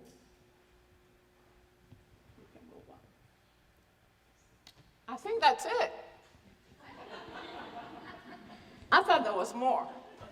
My daughter stopped me yesterday. She said, Mommy, you can't go keep talking like that. So thank you so much for allowing me to speak with all of you today. Thank you for allowing us to be a part of this wonderful group. And if there are any questions, I don't know how to. because you're early, so Okay, anybody have any so questions? if there are any questions, please. Look, Ben, you answered them all. Excellent. I will go off now. Segments of the population regarding their barriers to access services and issues, inclusion issues, and then so much more that we have, that we want to discuss. They will introduce themselves, and then they will have 30 minutes each to present. And then while they are presenting, there will be several of us taking notes at the back, on the back wall, and that's what we are going to base our community discussion off of. Okay, our first speaker is Jimmy Autry. He is representing the deaf and hard of hearing population. He is recently retired after 25 years of service at the North Carolina School of Deaf. All right, well, come on up, Jimmy.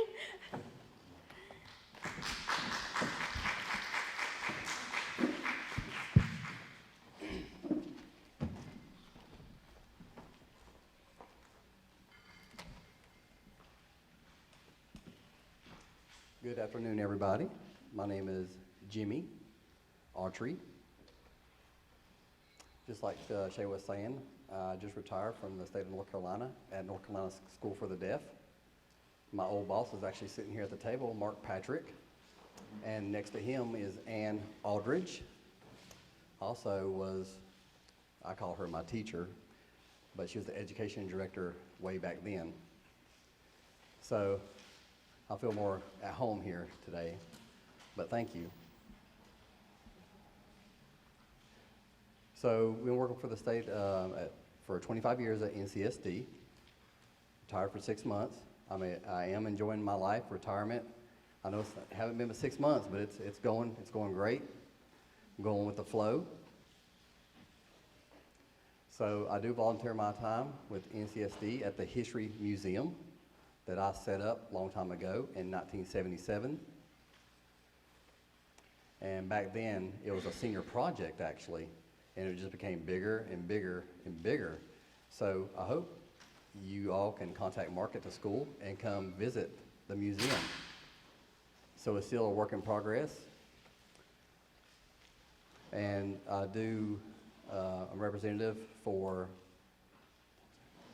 Mobility Barriers Advisory Council for the Western Piedmont Council of Government, and that's based in Hickory, North Carolina, and we service 4 counties, you know, on the barrier issues.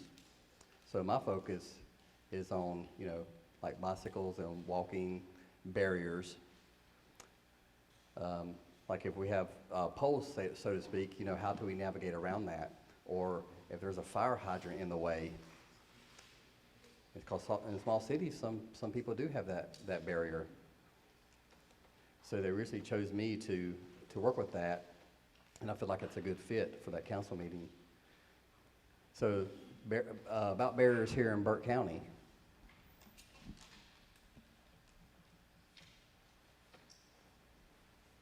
I don't have a PowerPoint. I'll just be signing away. So first of all, in Burke County, problems with the deaf community, deaf and hard of hearing, first and foremost is the hospital. So if a person is deaf or hard of hearing and they go into the hospital, where's the sign language interpreter? Let's just say if they're in the ER room, or let's just say they go to urgent care. That can be very frustrating. Yeah, you know, or any kind of medical facility. They provide what they call a VRI, and that stands for Video Remote Interpreting.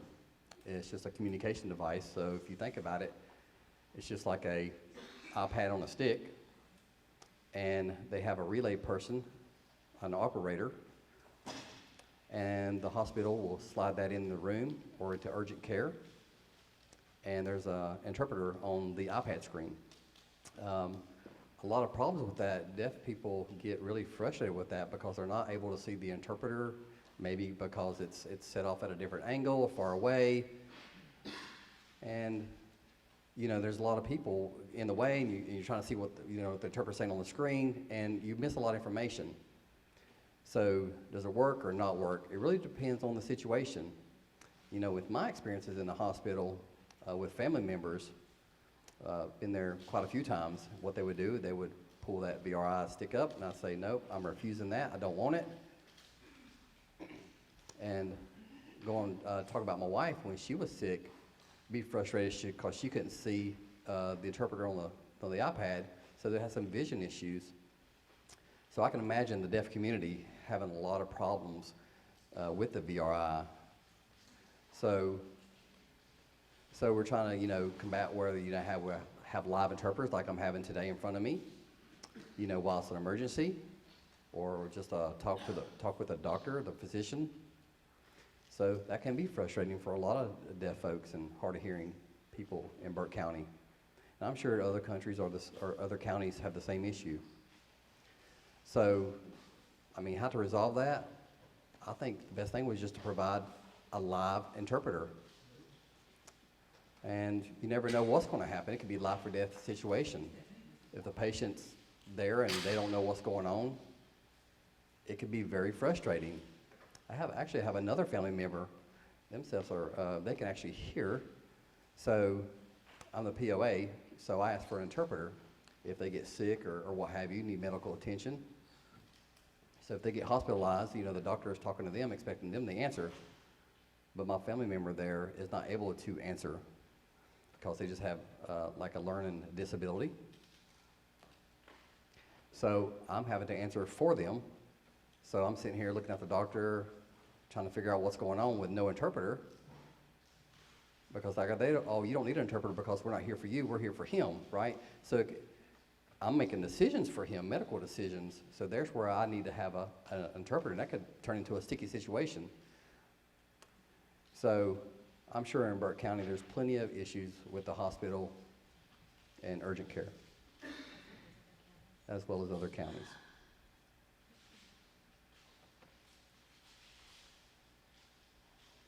And another topic I want to bring up is the magistrate office.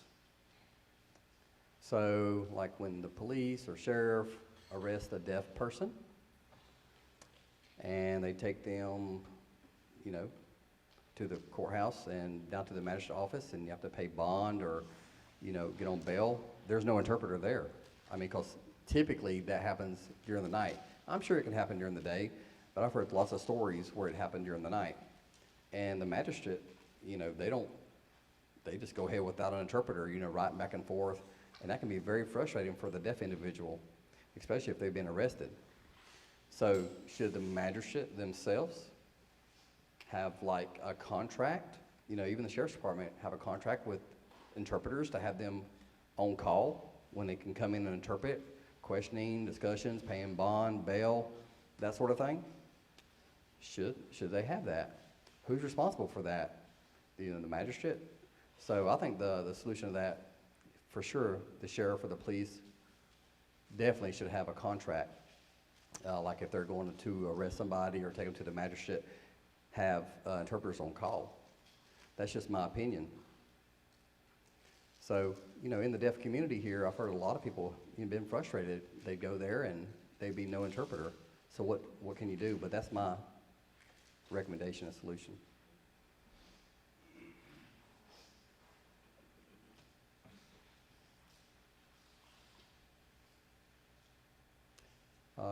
Here in Morganton, the deaf school is not too far from here. The deaf community is well known. I'm sure there's a lot of deaf people in the community, have interpreter services ready. But some do, some don't. It's like a work in progress. Like I was mentioning earlier, to the magistrate, the hospital. We need to find a solution to that because us as deaf and hard of hearing, the access is vital. We just need to have equal access just like a person that can hear so we can move forward. Know what's going on, what the situation is. If I get put somewhere and there's no interpreters, that's not good for the deaf and hard of hearing community. They need to have their legal rights to services for that access to communication.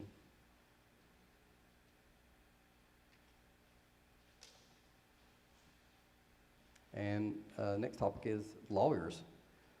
So if a deaf person needs to go see a lawyer for, I don't know, legal advice or counsel or some sort of a serious situation, does the lawyer hire the interpreters? Or they're like, oh, we don't hire interpreters, we'll just write back and forth or whatnot. So when legal things, I mean, that can be very complicated and it can take up a lot of time. And a lot of deaf folks, English is not their first language. So we depend on sign language that know American Sign Language so they can communicate back and forth, especially with legal issues. Like I was saying, legal advice. Should they have a VRI machine to bring in to where they have the lawyers? I mean, we all know that lawyers make plenty of money. They can afford an iPad on a stick or hire an interpreter for their services to the deaf and hard of hearing. So that's vital. So just legal things. So it's important to know the communication. A lot of it can be very complex. And that person or whoever, they need to have a live interpreter so that way they can express their concerns, answer any questions, and it just really depends on the situation.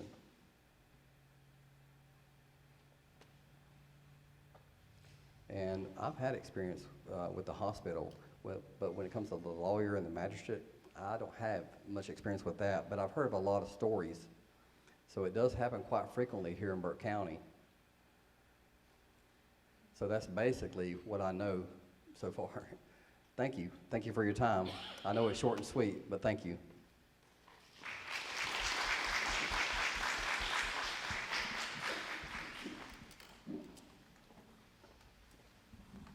All right, thank you so much, Jimmy. And I hope you all will be able to stay after we have wrapped up the different speaking sessions for the community discussion so that we can try to come up with some possible solutions to some of these barriers that these different sections are facing. So, let's see. Leading into our next speaker. Oh, yes, I'm sorry. Yes, What I experienced is affordability of an interpreter. The affordability of an interpreter, since the last time I tried to use one, they were like $90 an hour. And that's kind of out of our range because it's not something that we automatically put in our budgets to do. Are there any suggestions? Because he talked about an iStick or something like that. Is there some tools I think you were talking about that may be available?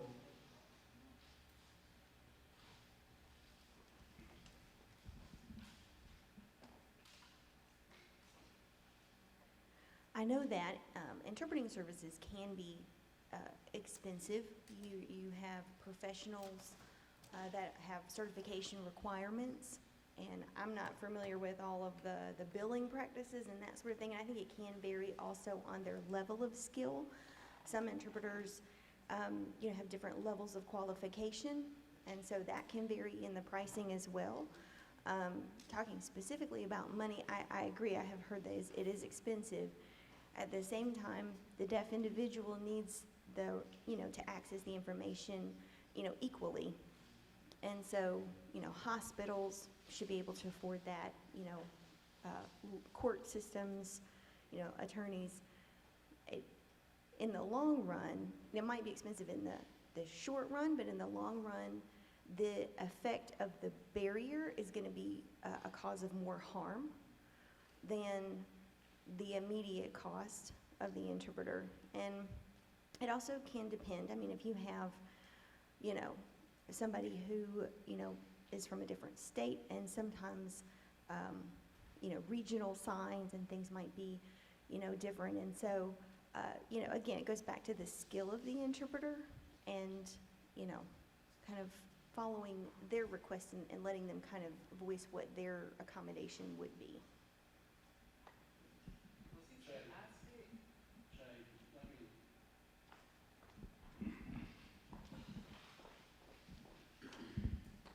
Good afternoon. For those of you that may not know me, I'm Sean with Services for the Deaf and the Hard of Hearing. And so I've worked around this for quite some time, and to speak to you regarding the interpreter on a stick or the iPad, That is still a paid service, so it is not a free service. It's a service that you would have to actually contract with a video remote company to provide those services, and I think you pay by the minute for those services. But what Jimmy was speaking of earlier is a lot of times BRI can be very, very beneficial. Video remote interpreting can be beneficial in an emergency situation at times. But at times, it's also not the best option. So, as I was saying earlier, in an emergency situation where you need one quick or something like that, yes, it may work depending on the bandwidth of the internet connection and the traffic of people utilizing the internet and so on and so forth. So I think what he was speaking of earlier is a lot of people have chosen to replace in-person interpreters with video remote interpreting. And I'll just say that is not very favorably looked upon by the deaf community. And I'll probably get an amen from Jimmy there. They do not prefer that in any way, shape, or form, and that's what he was speaking of earlier. And there are costs associated with getting interpreters and providing those services, but it's like Jimmy was also saying, they need equal rights as well. And so it's kind of caught between a rock and a hard place. And that's why we're here today, to discuss those issues.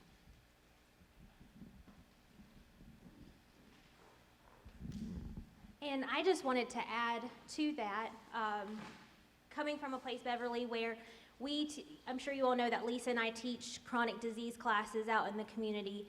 And it was maybe 2 years ago that we had a deaf individual that was wanting to attend the class, but we didn't have an interpreter. And that was the first of the kind that we had someone interested from that community to want to attend the class. And so in our budget, we did not have a line item for interpretation. And at first it was kind of like, well, what do we do? Well, do we tell them to bring their own interpreter? Don't do that. Don't do that. No, that is not, well, just coming from a place where we did not know how to kind of go about that situation, it was really eye-opening. And we had to move some money in our budget and to kind of shift things around. But that brought in a whole community that had never been a part of our classes before, and it was one of the best classes that we have had to date. Like, they were so interactive and so willing to participate, and we've made it our mission from there out to include monies to be devoted to interpreting services. And so that's just kind of a way that we've navigated through inclusion of the deaf and hard of hearing community. And I just want to say from the hospital's perspective that anytime anybody asks for a face-to-face interpreter, they will get one. So we use interpreter on the stick because it's for emergent purposes. I mean, if we have a patient that comes into an emergency room, we can't wait for an interpreter. It may be 2 hours before an interpreter can get into the emergency room to interpret for anybody. So that if there are planned occasions, for instance, if we have a physician to come to talk to a patient about a surgery they're going to have, or if they're coming to talk to a patient about their discharge plan or something that's very complicated, we have face-to-face interpreters, and they do come to the hospital and actually interpret for us. So I would say to the deaf and hard of hearing community that if that is the case, and if you prefer a face-to-face interpreter, just understand it will take a little time to arrange that, so the communication may be a little bit broken between the time you ask and the time we actually get somebody on board, but it certainly is available. Any other questions?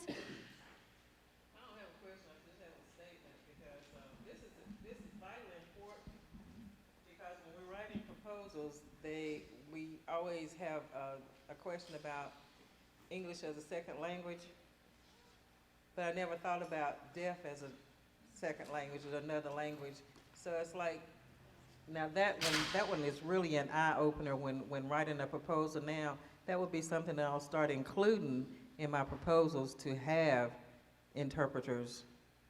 But I also need some guidance on what those costs look like and how to, that's a field that you just, if there's a place that you can just go look that up on the internet to get that information so that that language can be included in proposals, please let me know. Thanks.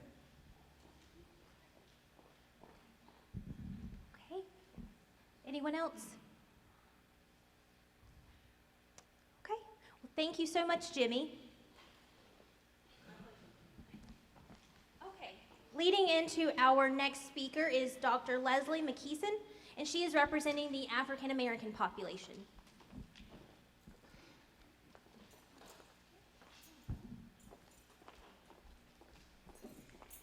Good afternoon, everybody, and thanks for the opportunity to share a few comments with you today.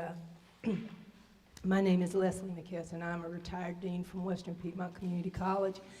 I've been retired now for about 3 years, and since then I've been doing equity work, so this is very much my area of interest and passion, and glad to be allowed to share some comments with you today. And just on the point that was just made, very closely dovetails with the question that I asked Dr. Bobby about resources. Because as Beverly asked the question, trying to gain some information and some guidance on how to put in requests for money for interpreters, when we talk about inclusivity, we have to get past talking about it.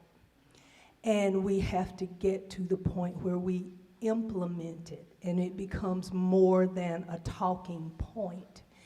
And I find that many times, and as I speak from the vantage point of the African American community, that is where we find ourselves often, at the point of diversity being a talking point.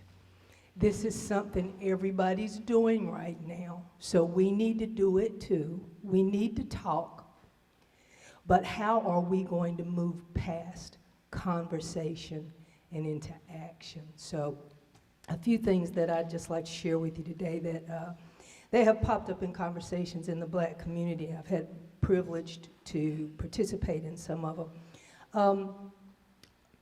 I'm a teacher, so Carol gave me some homework. She gave me an assignment. And basically, there are 3 things that I want to do with you in my brief time with you this afternoon. I want to share a little bit of history about Black folks in Burke County. History's my thing. It's my jam to a certain extent. And I want to talk a little bit about the needs of the local Black community in terms of access to services and opportunity. Mine will be a little bit different from what we've talked about so far. I think we've done a great job of talking about the healthcare system. I want to push it a little further. I want to take it to another dimension. I want to talk about social, political needs. I want to jump in on some of the stuff that Jimmy Autry talked about when we're talking about law enforcement. So I'm going to be kind of in a bunch of different spaces, just throwing out some things, because I believe there are people here who are in a variety of professions, not just in healthcare, but in community leadership, in law enforcement. So I want to throw out some things that we can all kind of get our minds wrapped around.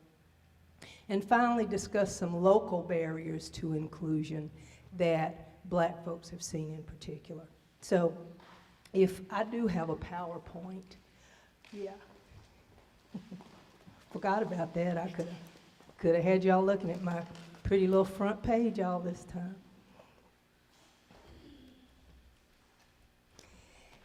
The title of my slides, if you will, is Black in Burke. Just to keep it short and simple. And if you'll go on to the next slide, what we have is completely not readable, and I know that. But it's a timeline, and if we can just stick here for a minute, there are a couple of things I want to point out to you. I thought it would be a good way to kind of ground the conversation to introduce you to black folks in Burke County, you know?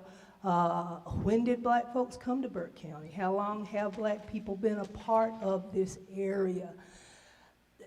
There's so much more that we can understand about a situation when we understand the history of the organization or the entity. So what we have here that I will not go into in great detail, but bottom line is in the 1500s, you know, 600 years ago, this land was inhabited by Native Americans. There weren't white folk here. There weren't black folk here. The indigenous people of this land were here. So we are all in land, our own land, that came from someone else. You know, we are living someone else's legacy. So I think we always need to acknowledge that. So unless we're Native American, we're all kind of newcomers to this area. We've probably, most of us around here have heard about Captain Juan Pardo and his attempt to start the first European colony in Burke County, which was Fort San Juan out there at Jawara. Had that establishment been successful, we would have been Jamestown. We would have been Williamsburg. It would have happened here in North Carolina instead of in Virginia. However, a year later, the natives stormed the fort and razed it, so it ended up that history was changed. But Burke County is very much a first fruit of American history. The colonies almost started here. Now let's move it on further. You've all heard of the controversial 1619 project. The year 1619 is important because it was the year when 20 enslaved Africans were brought to the Virginia colony. And it was the beginning of chattel slavery in what would later become the United States, what would later become America. Move on down to 1748. And that's when you had the first European settlers come to what would become Burke County. It wasn't Burke County then, but it would be later. So 1748, we've got Scots-Irish folks that begin to settle what eventually became Burke County.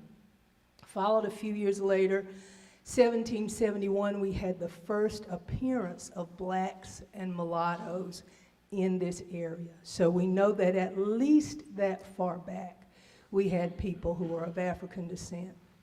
In the year 1777, Burke became a county. And then in 1790, there was the first federal census. At that point, in the year 1790, 7% of the population was African American.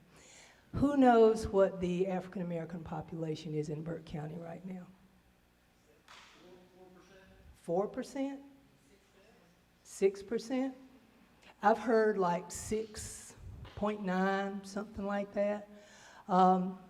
So a little bit less than what was indicated back in 1790. Now check these figures out, 1850. And you know what was going on in the country by that point? We were well immersed in the slave trade. We were just ahead of the Civil War. But at that point, 29% of Burke County's population is black. 29%. In the state of North Carolina right now, well, as of a couple of 3 years ago, the state population of African Americans was about 22% in North Carolina. So Burke County in 1850 was pushing up toward 1/3 of the people who were here being black people. By 1861, just before the Civil War started, around 25%, around a quarter of the people who were in the area were black people. Now by 1870, and that's going off the page, by the time the first census was taken after the Civil War, the population of blacks was down to, I think it was 7% again. So that's going off the page. So what's going on here? People have been emancipated. They have left the farm, so to speak. They're going around the place trying to find their families now. There is a significant out-migration of blacks who are going other places where they're trying to find better opportunities. So since that point, well, if you'll go to the next slide, thank you. Emancipation of the enslaved black folk in Burke County eliminated $2.5 million of property value in Burke County. I just want you to think about these things. You know, the tax basis of the county dropped drastically because 2,300 people were freed. So that was a big change to the economy of Burke County.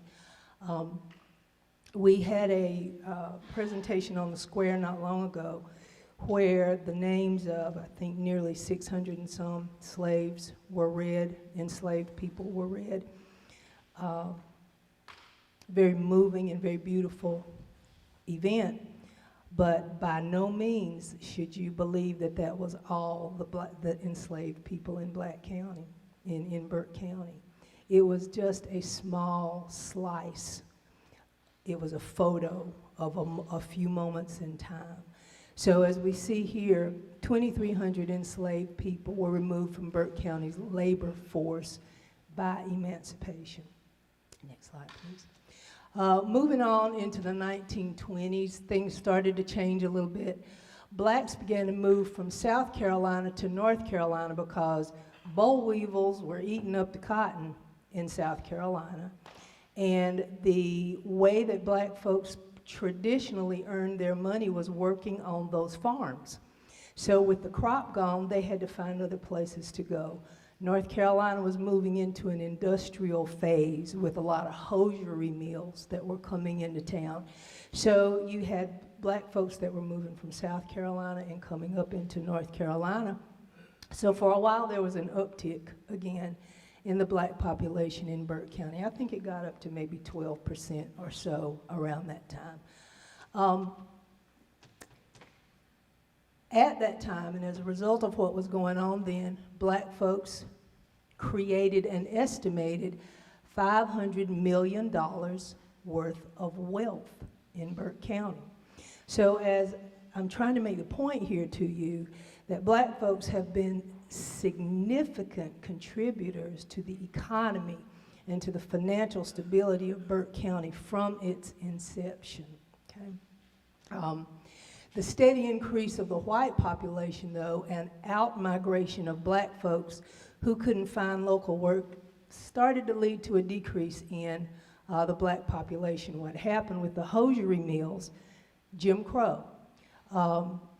After a certain time, and several things began to happen legally with outlawry statutes and black codes and various laws that I won't go into, but they made it more and more difficult for black men to gain employment. There was a time in Burke County when black men were not allowed to work at state institutions, expressly not allowed to work at state institutions. So with things like this happening, black families started to leave. They started to out-migrate again. Black women could find work in domestic capacities, but that was pretty much the end of it. So once again, you had the percentage of the population begin to diminish. So race relations throughout the Jim Crow era came to be characterized by a sense of paternalism. We'll take care of you. We'll look after you, just be good. Very much like a parent would a child. There was a sense of paternalism toward native blacks, blacks who were Burke County blacks, but there was very much a sense of antagonism toward blacks from outside Burke County. Okay. Bringing us up now to the civil rights era, which I kind of cast as the 50s and forward, there are some good publications that I can recommend for you to read that talk about these things, but taking it to a civic level, local leadership presented Burke County in the Morganton area as a very progressive and very moderate town. That was the draw. That was what our civic leaders felt would bring people to Morganton and attract people to Morganton. So with that, there was an image cast of Morganton as racially harmonious. And there was lots and lots of energy put forth to maintain that image. It was energy that was sustained by the press. It was sustained by city, county leadership. It was sustained by business and industry. It was just the image that Burke County and Morganton had created and wanted to sustain. So incidences of racial unrest and violence were typically kind of dismissed by the press, downplayed, diminished. They were cast as the acts of kind of rogue, crackpot people, as opposed to being something endemic to the society. There was a very active segregationist society in Burke County, and there was a progressive society in Burke County. And I think you can still see, even though this was in the 50s, you can still see some of the residue of these types of leadership decisions in current Burke County and current Morganton today. Because of what was going on at the time with desegregation in the public schools, some of you may be familiar with a big kerfuffle that occurred when the College Street Rec was built, and they were in the process of trying to open it as a desegregated school, as a desegregated recreation center. There was lots and lots of resistance to that from leadership. And thank goodness for the active leadership of the local NAACP at that time under a Reverend Hunt. Those, the actions were taken that needed to take place to lead to desegregation of the public schools that led to the desegregation of the recreation center. Many of you may be familiar with, or some of you may know the story of the West Concord mothers. If you don't, it's a story that you should hear. There's a quote, I think is the next one. Yeah. There's a quote that I'm going to share with you from one of those women. Her name was Mildred Largent. And just a quick story with the West Concord mothers. One of the fights that they had to wage was during the time of the College Street Recreation Center being opened. The black parents and the black children were consistently given reasons why they could not go to the new recreation center. There were even efforts on the part of the city at the time to privatize the recreation center so that they would not be subject to the same access standards that a public facility would be open to. The children were told, black children were told that they couldn't wear the shoes that they had walked on the roads in. So the mothers took the exceptional action of buying their children brand new shoes, tying them over their shoulders and having them carry them with them, and literally put them on for the first time in the front of the people who didn't want to let them in, still to be met with resistance. So this was early 1960s. And there's a quote here that I pulled from Mrs. Mildred Largent. Some of you in this room may have known Miss Mildred. She said, "It is surprising to me in this day and time when the world is changing so fast that members of the Recreation Foundation would be so stubborn and dictatorial, that they would refuse to listen and discuss this serious problem confronting all citizens of Burke County." This was a statement made in 1964, and I think there are contexts in which that statement could be applied to this day. So my point is that there is a time for putting feet to the discussions about equity and inclusion. If you go to the next slide, please. Give you a quick reality check just as I go into our recommendations briefly. These are 4 situations that I have actually known the people who were affected by them. First situation, a long-term black female employee of a local administrative agency, this is a real situation, has to obtain or had to obtain administrative approval and permission to wear her hair in braids. The hairstyle that she wanted to wear was an Afrocentric hairstyle, and she had to get permission to wear her hair in a style that reflects the land of her origin. Millennial blacks who grew up in Burke County and moved away refused to return due to the lack of opportunities for themselves and their families. I sat on my deck yesterday and spoke with a young woman who has completed a master's degree, is a celebrated, awarded educator in Guilford County now.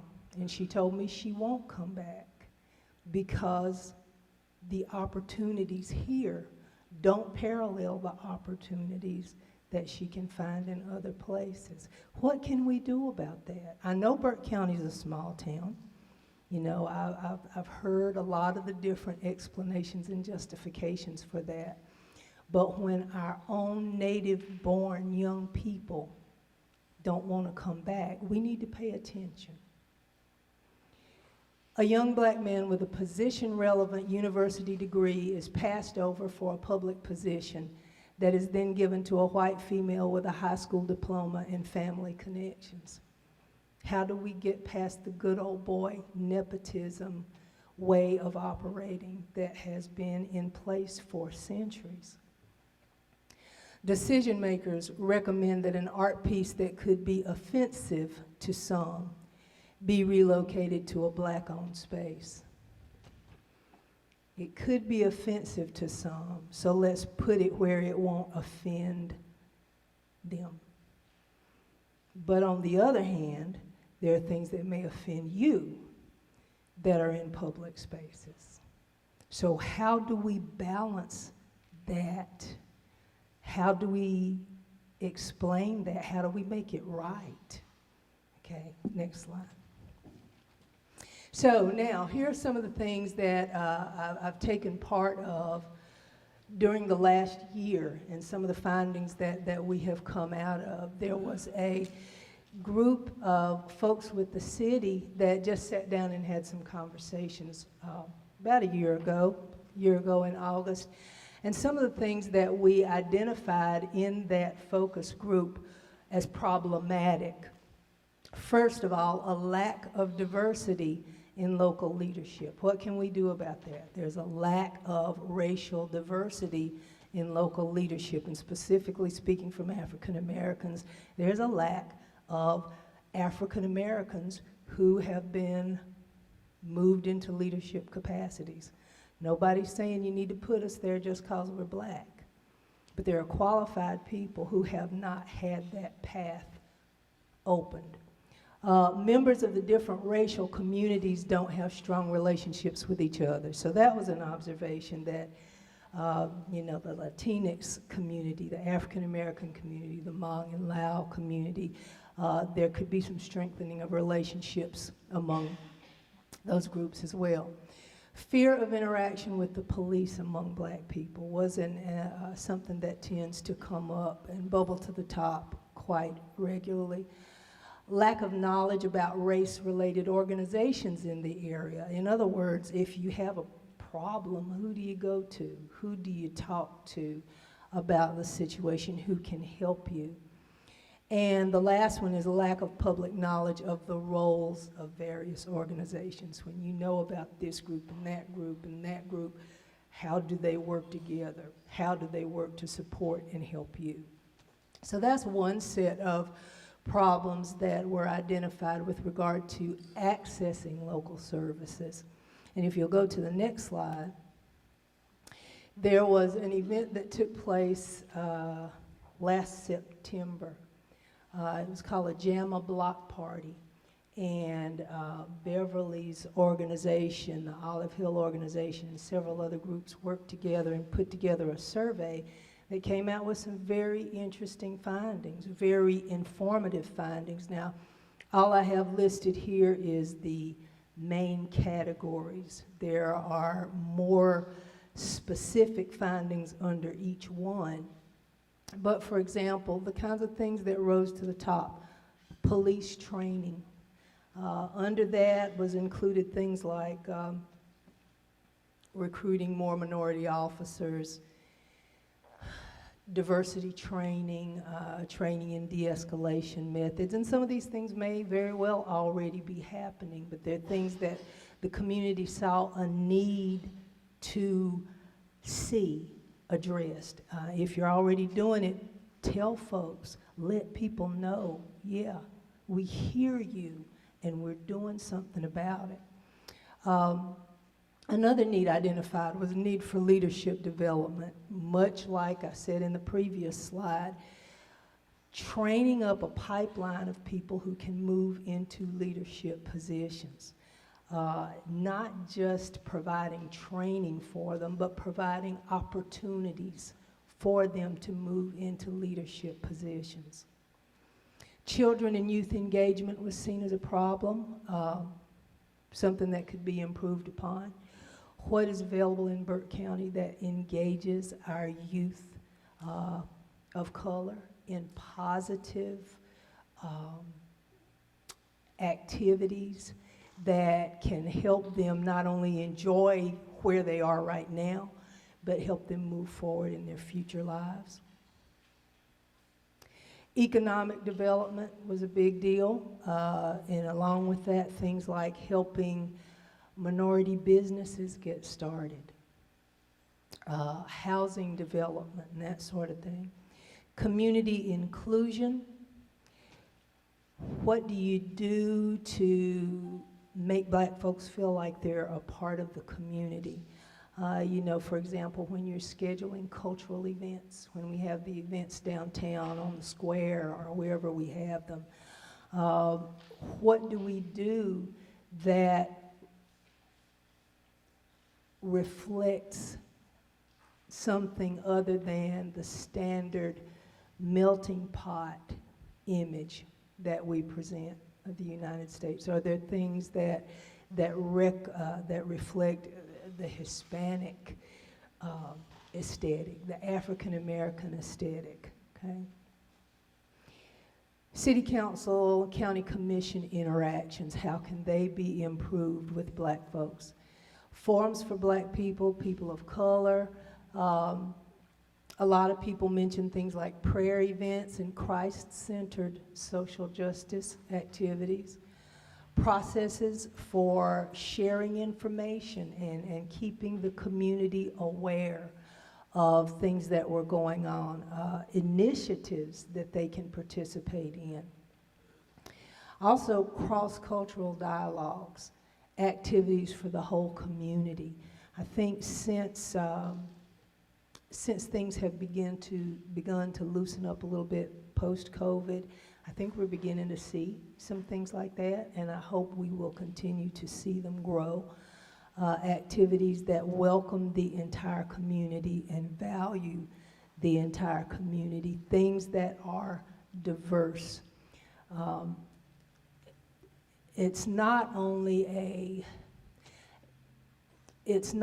a matter of, I think, providing what people know, but it's also a matter of introducing people to what they may not know. There's a concept called the dignity of difference. And if we can learn to respect one another's differences without trying to force everybody to one standardized mold, I think that's what we are trying for. I think that's what Dr. Bobby was kind of speaking to in her comments when she spoke with us previously. So those highlights are pretty much, in a nutshell, the kinds of things that I've been hearing talked about in the black community. And there are people who are meeting. There are people who are having conversations and having discussions. And these discussions need to get into forums like this. The discussions need to get into forums like city council meetings, county commissioners meetings, meetings where change is taking place so that, as she said, everyone has a voice. What do you think? What do you think? I want somebody to ask more people, what do you think? And actually incorporate those comments into their actions. And again, I'll close with this.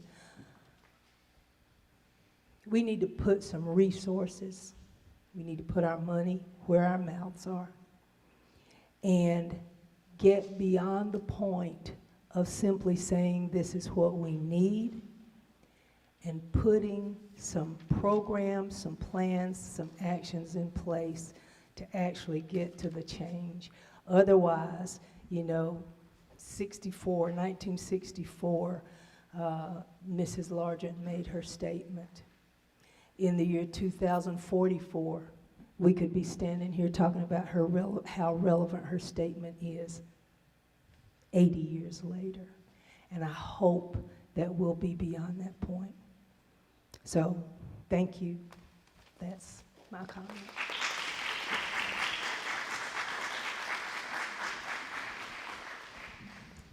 Thank you, Dr. McKeeson. I want to open the floor for any questions.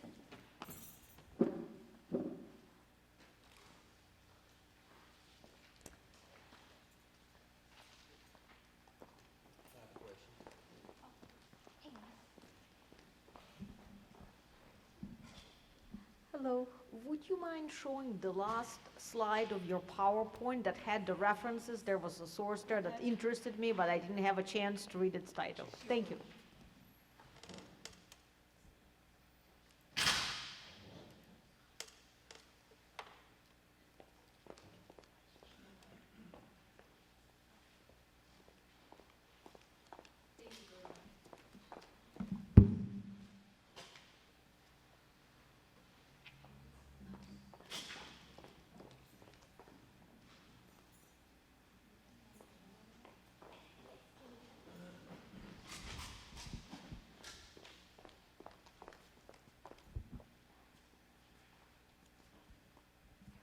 It's not really a question, but more of just a statement. So yeah, I grew up in the deaf school, so it's kind of like my second home. And I'm still there for many years. I've graduated, and this Burke County is like my second home. So I remember growing up, walking straight to town, to the movie theater or to eat, and I would pass by the courthouse, the square that you were referencing, the old courthouse, and I noticed the Confederate statue there. But I see people get there, any color just would sit there because it was history. So there was no racism, anything then.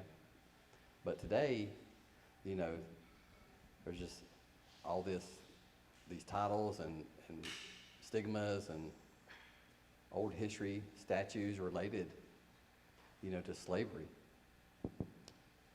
And no, I'm not against anything.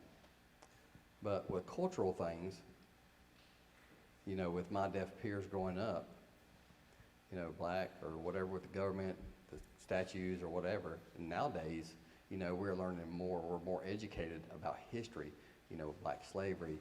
And it's a sensitive topic, because it happened so long ago. We didn't know anything, when we were younger like that. So today, young people are quick to rebel, but they don't know their history. They know about slavery, sure. But do they know the history from way back when, with the families? So that's my little tidbit, my opinion. Just wanted to share. Thank you. Well, I will agree that history is important. I will agree that we should learn from history. I will also say that there are multiple views of history, which I think should be given weight. I'm not, going to make any comment one way or another, although I could, about issues that are beyond my control, my authority. But I believe in the importance of history. I believe that history should be examined from the viewpoint of all those who were affected. And I think that it's not all good. It's not all happy. And I think all aspects of history should be honestly discussed. And I think that people's viewpoints should be valued. Whatever that looks like and whatever it means, I think that every viewpoint should be equally valued. And do we have that? Beverly? Well, it's two things. Yesterday, I attended the school board meeting, and some parent got up irate during the public comment section about a class or a book that students are reading based on race.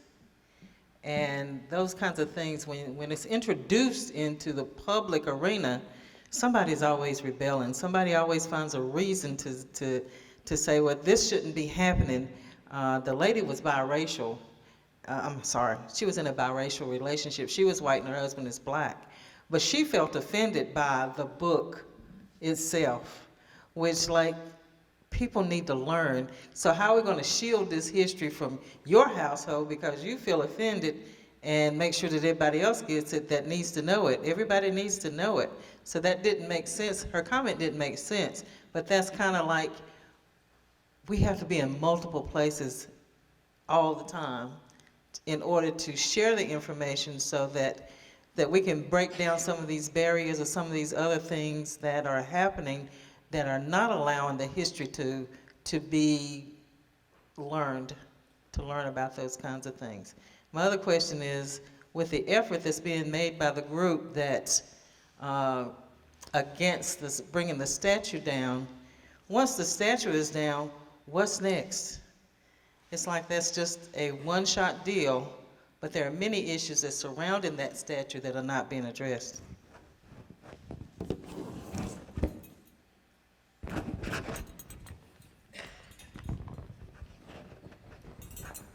Any other questions or comments?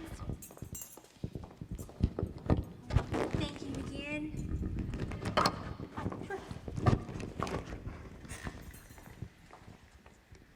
As I think we all appreciate your knowledge of history, I find it very enlightening that as we're talking about some of those issues, your references are still here showing on the last slide, and one of them I wasn't familiar with the first one, but the second source I'm very well familiar with, and those of you who know local history would probably be quite interested in reading that, and I think it will shed some light on the events and people that are involved in that. And as a relative newcomer, I mean, I've been here only since 2007, I didn't know any of this until I came across the work by Young on the world of Brodus Miller. So read history.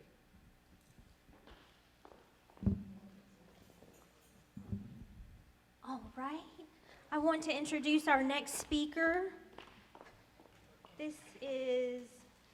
We have Chong Bang and Chia Yang representing the Asian population.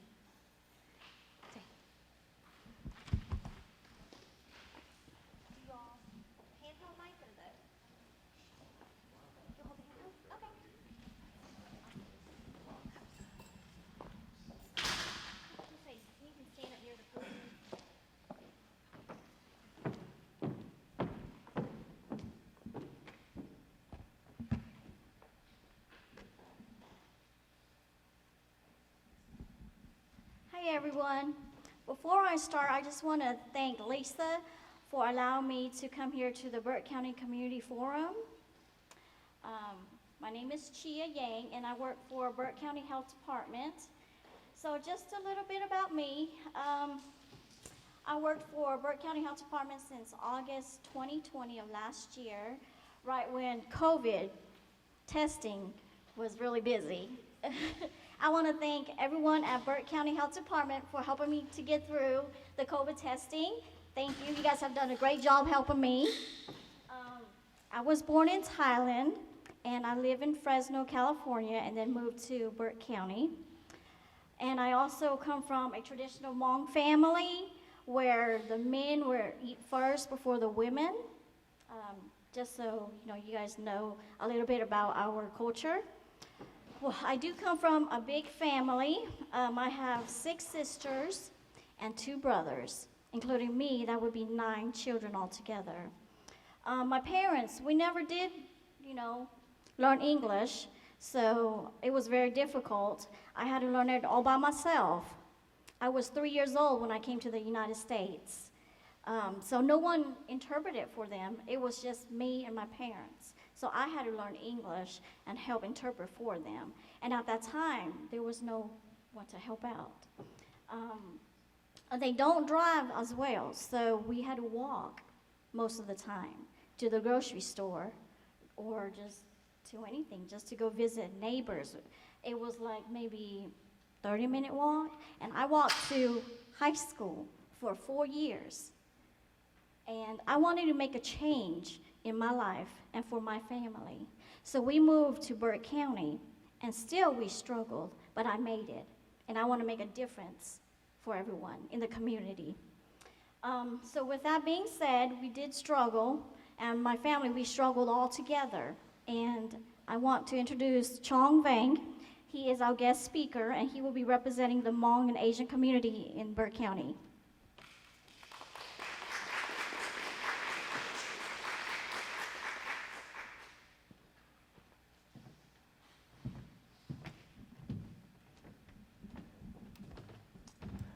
So good afternoon, everybody. Very glad to be here today. Just a little bit of introduction about myself. My name is Chong Vang. I'm from Catawba County. I'm actually a community health worker for the Public Health Department at Catawba County. So I've been around the community for a long time, for my whole life. Basically, I was born in California, but when I was 3, my family moved over here to North Carolina. So I've been here basically my whole life in this neck of the woods. So grew up around this whole community, and my main goal at the health department back in Catawba County was to give resources to the local Asian community. That was my target population. I worked with a team of, my team consisted of 2 African American colleagues and a Hispanic colleague, and basically our goal was to give outreach to the community, provide them resources to healthcare, housing, utility payments, food, anything that they might need in order to just survive. And we just got through our vaccination clinics that we were hosting for the community back there. So that's where I play a part of my community. As far as the Asian community here in Burke County, I've been around the Burke County area for a long time. I don't live here, but I've been around the community here for a long time. Total population here in Burke County is around 90,000 people, so the Asian community here makes up roughly about 3.6%, which is about 3,200 folks. And majority of them are Hmong. I'm Hmong myself. Majority of them Hmong, but I know there are Laotian people, and I know there used to be Koreans and some other ethnicities of the Asian population here, but they were brought here by case farms. And they were brought here to work for Case Farm. So I know that through my friend that works at the WIC department here in Burke County, where she had told me about all these people that came here through Case Farms, and they didn't have any way of having a translator or interpreter when they went to the WIC office. And that was one of the big things that they had to come in contact with, because it's just the language barrier, because there were people brought from another country, and those people don't live here in this area. So in order to find an interpreter for those people, it became very difficult for that. So going on to the next thing that, so all these points that I'm gonna be talking about, I actually went out to the community and asked all the community members to give me their insight and their input on what they need and what resources they want to be given or to be shown, you know. So first things first is cultural awareness. Like me, I'm a first generation American for my family. My parents came straight from Laos and Thailand. Just a little history on the Hmong people here. So my parents' pathway here was through the Vietnam War. So when the United States went to Vietnam during the Vietnam War, the CIA actually had the Hmong people back them up, and we were basically those who rescued the downed pilots, and we cut off the Ho Chi Minh Trail for the supply trail for the communists over there in Vietnam. So when the United States pulled out in 1975, you know, when they pulled out, our people, we were just living in the mountains until the CIA came in and picked us up to help them out. So once the United States pulled out, our people had nowhere to go. So we faced a lot of genocide and a lot of persecution out there in those countries because we don't have a country of our own to call our own. We just lived in the mountainous regions. We were never considered citizens of those countries that we lived in because we were so far up in the mountains. We just kind of stayed there. So that was our pathway here. Once the CIA pulled out, they pulled out as many of our people as they could and brought them to the United States, brought them to France, Australia, Argentina, a lot of the allied countries. So that was my parents' pathway here to the United States. So when my parents got here in the mid '80s, they didn't have anything, you know. So they struggled, and me going to school, coming back from school with all these papers and all this stuff, all my parents knew how to do was sign their signature, sign where the X marked. And you know, me as a kindergartner, I had to translate for my parents. And you know, that was the hardest thing in the world because I was just learning English. My parents never spoke English to me as I was growing up. So that was a very difficult part of my life growing up. And coming off of what Dr. Leslie McKesson said, you know, like my stories and our struggles and our fight with just getting to know all the resources out there that are available to us, it was hard because we didn't know anybody in the community. We didn't have any representation in the community. So it was hard to find access to all these resources. It was hard to just find the help that we needed to just make it over here. So like McKesson said, a lot of the young people, like especially my generation, we grew up in these areas. Some of us were born here, a lot of us grew up here, but a lot of us went off to college, and a lot of us did not want to come back home because we felt like there was no opportunities here for us to grow, no opportunities here for us to really flourish. So wherever we went to college, I graduated from University of North Carolina, Greensboro, and now I'm attending University of Phoenix for a master's. But at the same time, a lot of my peers that I went to college with that are from this area, they did not come back home. They went to bigger cities, you know, because coming back home, yes, this is home. Home is where the heart is, but we all feel like we cannot grow here. But for me, I wanted to come back to help my community out. So that's where my passion is in public health. So that's why I'm back here, and I'm trying to advocate for my community, trying to get my community out there, trying to get all the resources. So going on from there. Because we are first generation Americans, our traditional ways is still deeply rooted in our parents. Maybe not so much my generation because we've slowly moved away from it, migrated away from the traditional ways of doing things. But my parents, they're still all about the traditional stuff, you know, like the way that they handle medicine. They don't take over the counter or anything for anything. They go to the garden, they pick the herbs that they grew, and that's their medicine for them. And I know traditionally, we're a very spiritual culture. So whenever we have things that are going on in our life, we call upon our spirits, we call upon our ancestors. And especially when someone's sick, they do a lot of, we call it jingle bell, but I don't know how it translates to English, but we have a shaman and he goes on a spiritual journey to go and bring the person's soul bring their soul back to their body so that they will heal again. Because whenever someone gets sick, it is believed that the soul has left the body, and that's why the person gets physically sick. So we bring in a shaman to go through all this stuff. But whenever someone's in the hospital, now it becomes difficult because it's hard to get a shaman and to do all these spiritual stuff inside of a hospital room, and that's where a lot of a lot of my relatives and stuff, they run into a lot of issues with like the hospitals and stuff because they're not able to do their traditional stuff that they want to do if they were supposed to be, for example, if they were at home. So going on from that, just a little bit of cultural awareness that my community, they want to, express. Next thing, just resources. I mean, like just resources out there. A few resources that I have here that I gathered from my community is like small business education. There's a lot of community members in my community that have gone out there. Yes, they started their businesses, but we didn't have a foundation here to start a business. We didn't know where to go get funding. We didn't know how to, develop a business plan or anything like that. So when they did all these businesses, I know there's a little Asian store down there, but whenever they started up all these businesses, they had to go out there and just kind of do it themselves. Financial education, like when it comes to buying a house, buying a car, anything that has to deal with money, all my parents knew how to do when they bought their first house was go to the bank and sign some papers. And that's all they had. They knew how to bring the money, go to the bank, sign some papers, and then that was it, So something that's very new to my community also is mental health.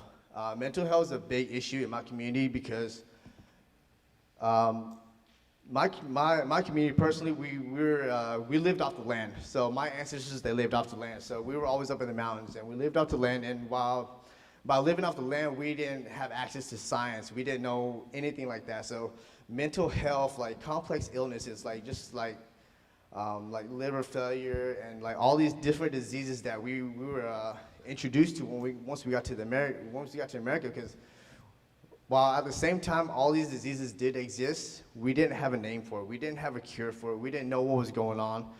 And like through all the shaman stuff that they did, all the spiritual stuff that they did, sometimes you just couldn't save a person if they had cancer, but we didn't know what cancer was. So now we come over to the States and we go to the hospitals and we have all these illnesses and stuff introduced to us. Now we don't have a way to explain it, because I was a medical interpreter in Green Bay, Wisconsin at one time, and when they asked me to explain like cardiovascular diseases or stuff, there wasn't a word for me to use to describe these diseases to these people. So the best thing I could was just describe it like, oh, it's your heart, it's your blood, and it's doing this and that. And that's the best that I could do, because we don't have these words for these specific. Our language is very, very basic. It's just to get by like regular conversation. So that was a big thing for me, because when I started and they asked me to interpret all these diseases and stuff, I was like, I don't know how to do it, because we've never used these words in my language. So I just had to start to describe these illnesses and stuff, and basically that's what they told me. They're like, oh, all right, you're good, because like you guys don't have words for these stuff. All you have to do is describe it at your best, and try to help these older folks understand what they're going through. So another thing is having community-based programs and activities primarily targeted toward the elderly, because a lot of our young folks, now we're out of the house, so our parents and our grandparents, they're sitting at the house, they have nowhere to go. I know that in Catawba County, we have Greenway Public Transportation. I don't know if you guys have a public transportation system here, but yeah, it's just like trying to get the community connected with all these public resources. I know that I have a lot of friends up in Minnesota and California. They live in big populations, so you're probably looking at about like 20,000 agents in one city. And they all have access to all these resources because there's someone out there to give them these access to these resources, teach them about these resources that are like open to the public. So, I'm a one-man army right now in my county. So, I'm doing my best, and I got Chia here. So, I know like me and Chia connected through the whole vaccination thing. So, I was helping Burke County people get vaccinated in Catawba. She was helping Catawba people get vaccinated in Burke County. So that's how me and Chia connected. Other than that, as far as representation on the government level, my community members, they reached out to me. They're like, there's no representation for our people in the county offices or like in the local hospitals. There's a few in the social services departments, a few in the health department, but no one to really push for the Asian population or like historically marginalized people at all, So I know that one of the community members, he said he had taken his grandpa to go get Medicaid, and his grandpa was denied because his grandpa wasn't a citizen. But that's not even a requirement to get Medicaid, you know? So they had to go after the county for this, and then after 3 months, they finally got his grandpa the Medicaid that his grandpa needed. Because I was looking at the requirements for Medicaid, and even though you're an immigrant or a legal immigrant, all you had to do is just have your green card. And his grandpa had his green card, because we've been in this area for about 20 years. And, you know, just little things like that the community brought up.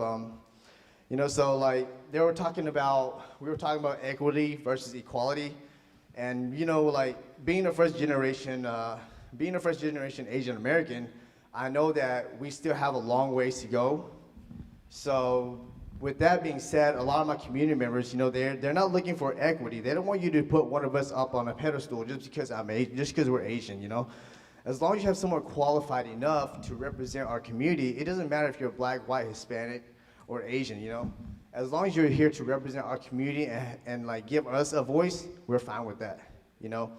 And another question that my community members wanted to say was, you know, like we've been here in this area for this long, and we know that you guys have seen us around, but we're not asking what can you guys do for us, but we also want to know like what have we done for you guys? Like what have you guys noticed about us that we have contributed to your community? So I'm gonna leave you guys with that, and you know, thank you very much for the time.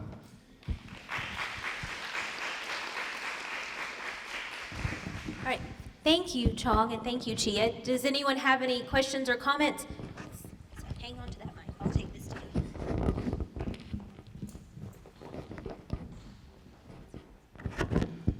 So I just want to say how much I respect what you've done with your life to come back here. Thank you so much. And to be a bridge between Yes. these two cultures, which we need you. Most definitely. And you're also a model for young Hmong people to be able to move into this culture, but keep the good parts of your culture. And I just really respect what you've done. So Thank you so much. Thank you so much. Any other questions or comments? Here we go.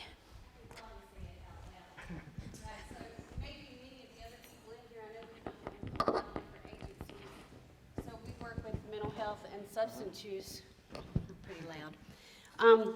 We would love to know how to get into your community so that we can welcome you guys into our services and stuff, and we don't even know where to start.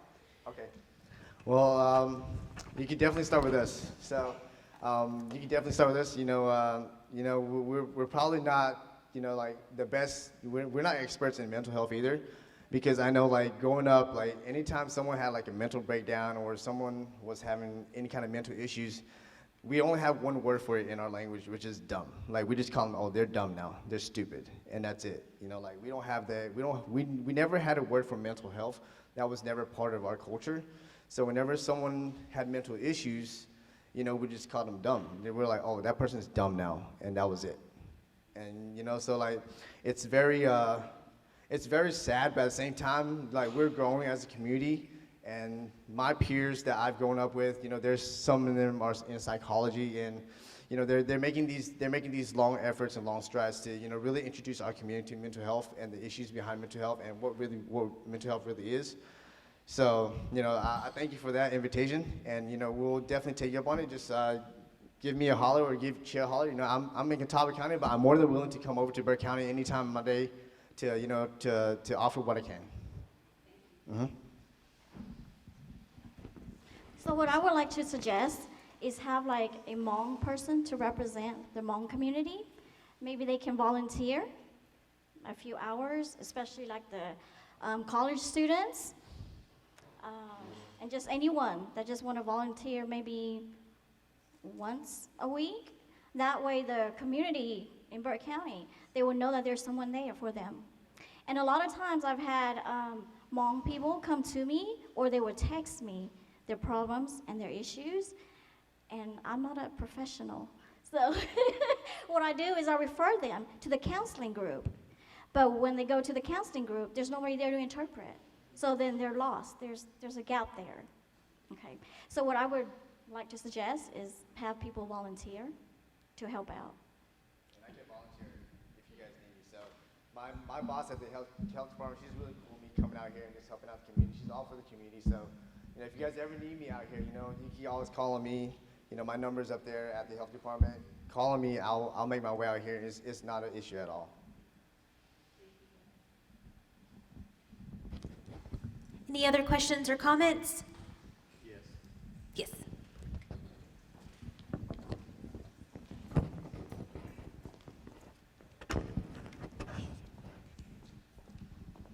So I'm curious, in your community, the Asian community and the Hmong, so are you aware of any deaf in the community? Because I know a few Hmong and Asian myself that went to the deaf school here in Morganton, you know, graduated and so forth. So with the communication there, you know, let's just say they needed access to the deaf school as a student. So how does that referral process work? So do you know of any, I mean, because like I said, we have, you know, Hmong and Asian students here in the community. So didn't know if you was aware of that. I'm not aware of that. So I know that there's a few deaf or hard of hearing community members within our community. As far as, you know, having an outreach program towards those community members, as far as like the deaf school goes, you know, I don't really have a say, or I've never had any kind of experience with it. But it would definitely be a great help if you know, you guys had some kind of resources, just something that I have on my end, or maybe something that Chia could put on her end as a resource to utilize whenever we do come across these people within our community.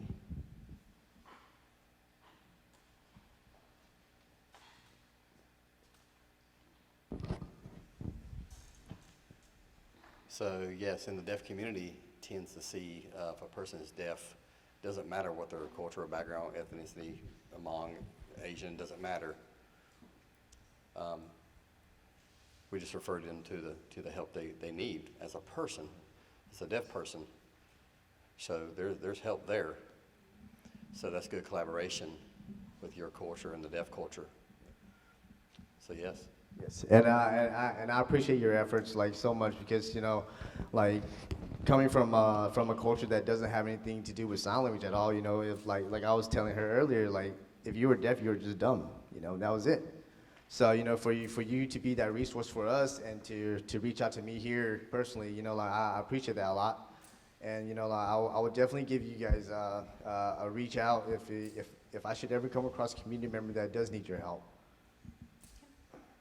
And I have a question. Chia or Chong, are you all able to translate educational material? Like if we offer classes out in the community, to have that translation? Yeah, I can translate. I can read, write, and speak Hmong pretty fluently, so I can translate it myself. But I know I was trying to translate some healthcare flyers down there in Catawba County, but my boss told me that even though I translated it and I know my language, I know how to read and write my language, it'd have to go through someone who was certified, or a certified translator, before it could be published for the public. So. Oh, okay. Yeah. Okay. Any other questions, comments? Okay. Well, thank you all so much. Let's give a round of applause.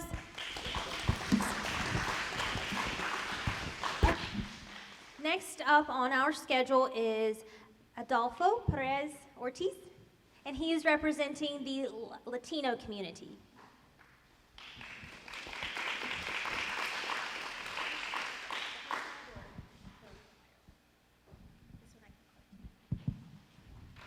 Let's try.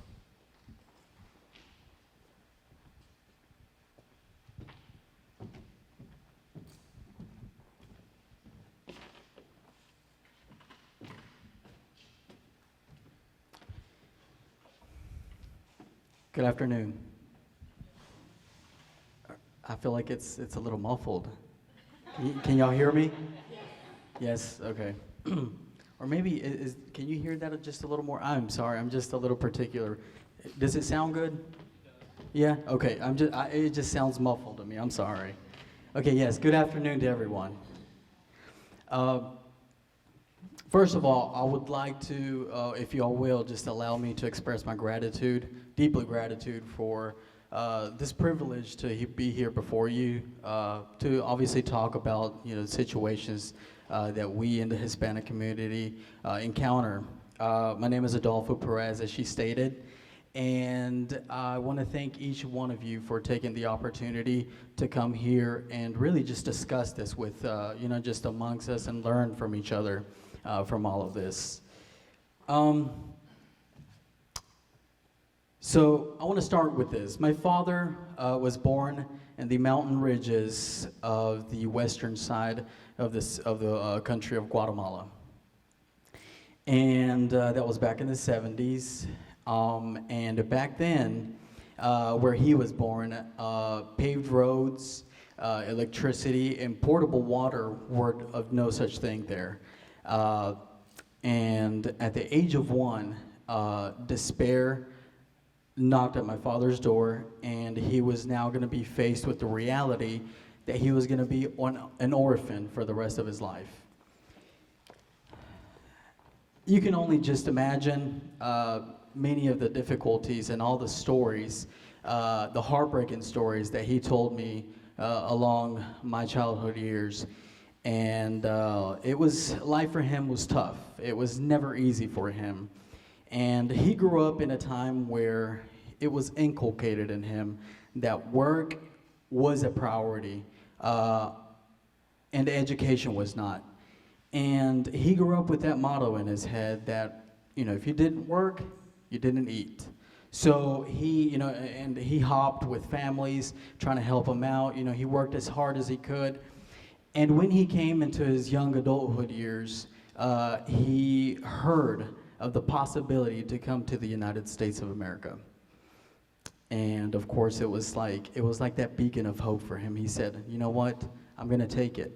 And of course, mind you, this gentleman is not an educated guy. He only went to school for a few months, so he could barely read, barely, obviously knew like a little bit of math, and of course, just a few months, just a little bit. And so with that, he said, he embarked, he took it upon himself, and he embarked on this trip, and he said, I'm going to the U.S. for a better life for me and for my future family, because I don't want this cycle to be repeated over and over again. So he came back in the 90s. It was around December, close to January of 95. He crossed over Phoenix, Arizona. And when he came here, one story that's very vivid to me, because he told me when I was little, he said, you know what, Adolfo? He said, when I was first here, he came to Wilson, North Carolina, by the way. He said, when I was in Wilson, he said, on one of them days when I was going to go work in the fields, he said he stood up to the left and he saw that there was a little yellow big thing, little bus-looking thing, and its little doors opened and a bunch of kids ran into it. He was so confused, like, what's going on? And so he asked around to one of his coworkers there, and they were like, hey, what's going on over there? Why are the kids going up in that little bus? And he said, the other gentleman told him, he said, hey, well, they're actually going to go to school. They pick them up at their home here to go to school. He was mind-blown. He said, what? Are you serious? Like, this actually happens here? He said, yes, education is a priority here. And so with that, he said, with that in mind, he was so happy. He said, I want my kids to enter a school bus like that and be educated like I was not. So with that in mind, he worked relentlessly, effortlessly. Just all the time, put in overtime, working down in the beaten sun every day to try to get just enough money for the smugglers to get him across the border. And in 1995, 1994, he got married, and with my mother, which of course, my mom is the same situation. She only went to school 1 year. She actually completed a year. So they got married, and of course, in their mind, work was always a priority. So they embarked again, but together, and of course, I was with them. I was only a year old. So let's just imagine that, just a little baby in the back of my mama's back, coming to the U.S., and they had to cross all of Mexico with that idea in mind that Dad wanted a better future for his son, for his only son at the time. So we ended up crossing Phoenix, Arizona again, and we came to the States, and we actually settled close to Morehead City, North Carolina. And so that's where life began for us. And of course, being a kid, I never knew what it was to be undocumented. I had no idea, because at this point, the only thing that my mom brought from Guatemala was just only a birth certificate. That's all I had. I started school, I remember very vaguely, but I do remember this. I went to my first day of school, and I was paranoid. I was so scared because I thought that I was going to be turned into these people who I had no idea how to speak their language, because again, mind you, I was the first generation here, so I had no idea how to speak the language. I do want to share that, of course, one day I was in class, I rose my hand, and the teacher came to me, and I don't know what she said, but I know she wanted to help me by what she was trying to, by her expressions. I knew that only raising my hand would get her attention, but I could not relay to her that I wanted to go to the bathroom, which was only feet away from my desk. And I had to hold it, and I just, can you just imagine? I peed on myself, and it was just such an embarrassment, but it was a struggle for me, in the very beginning of my life, especially in school, for me to be immersed in a culture, I guess, that I had no idea of. And I slowly, as a kid, we're like little sponges, so you pretty much absorb everything. So I quickly learned everything. I remember being in the school bus with my little flashcards, learning how to say car, learning how to say son, little basic things like that. And obviously, Mom and Dad would always say, hey, you need to do good grades. You need to make good grades. You always got to go to school. Don't miss. And they were always pushing that on us, education, because it was something, again, like I said, that they never had. So fast forward a little bit into, when I was around 14 years old. Up to then, life was normal. I felt like one of them. I felt like an American. I knew the language. My buddies were, a Caucasian, some Asians, some blacks. We're all just, we're all happy. It's all cool. Everything's cool. And sign-ups came about for driver's ed. And everyone was so excited, and you're like, oh man, it's time to, get your work permit so you can drive. And I said, oh, cool. I told my mom, I came back home, I said, Mom, I'd like to go ahead and get that paperwork started. They're doing them in the evenings and everything, and so I'd like to go ahead and get that done. Mom looked at me, she said, have you inquired as to what all they need? And I said, no, but I can just imagine if everyone could do it, I can.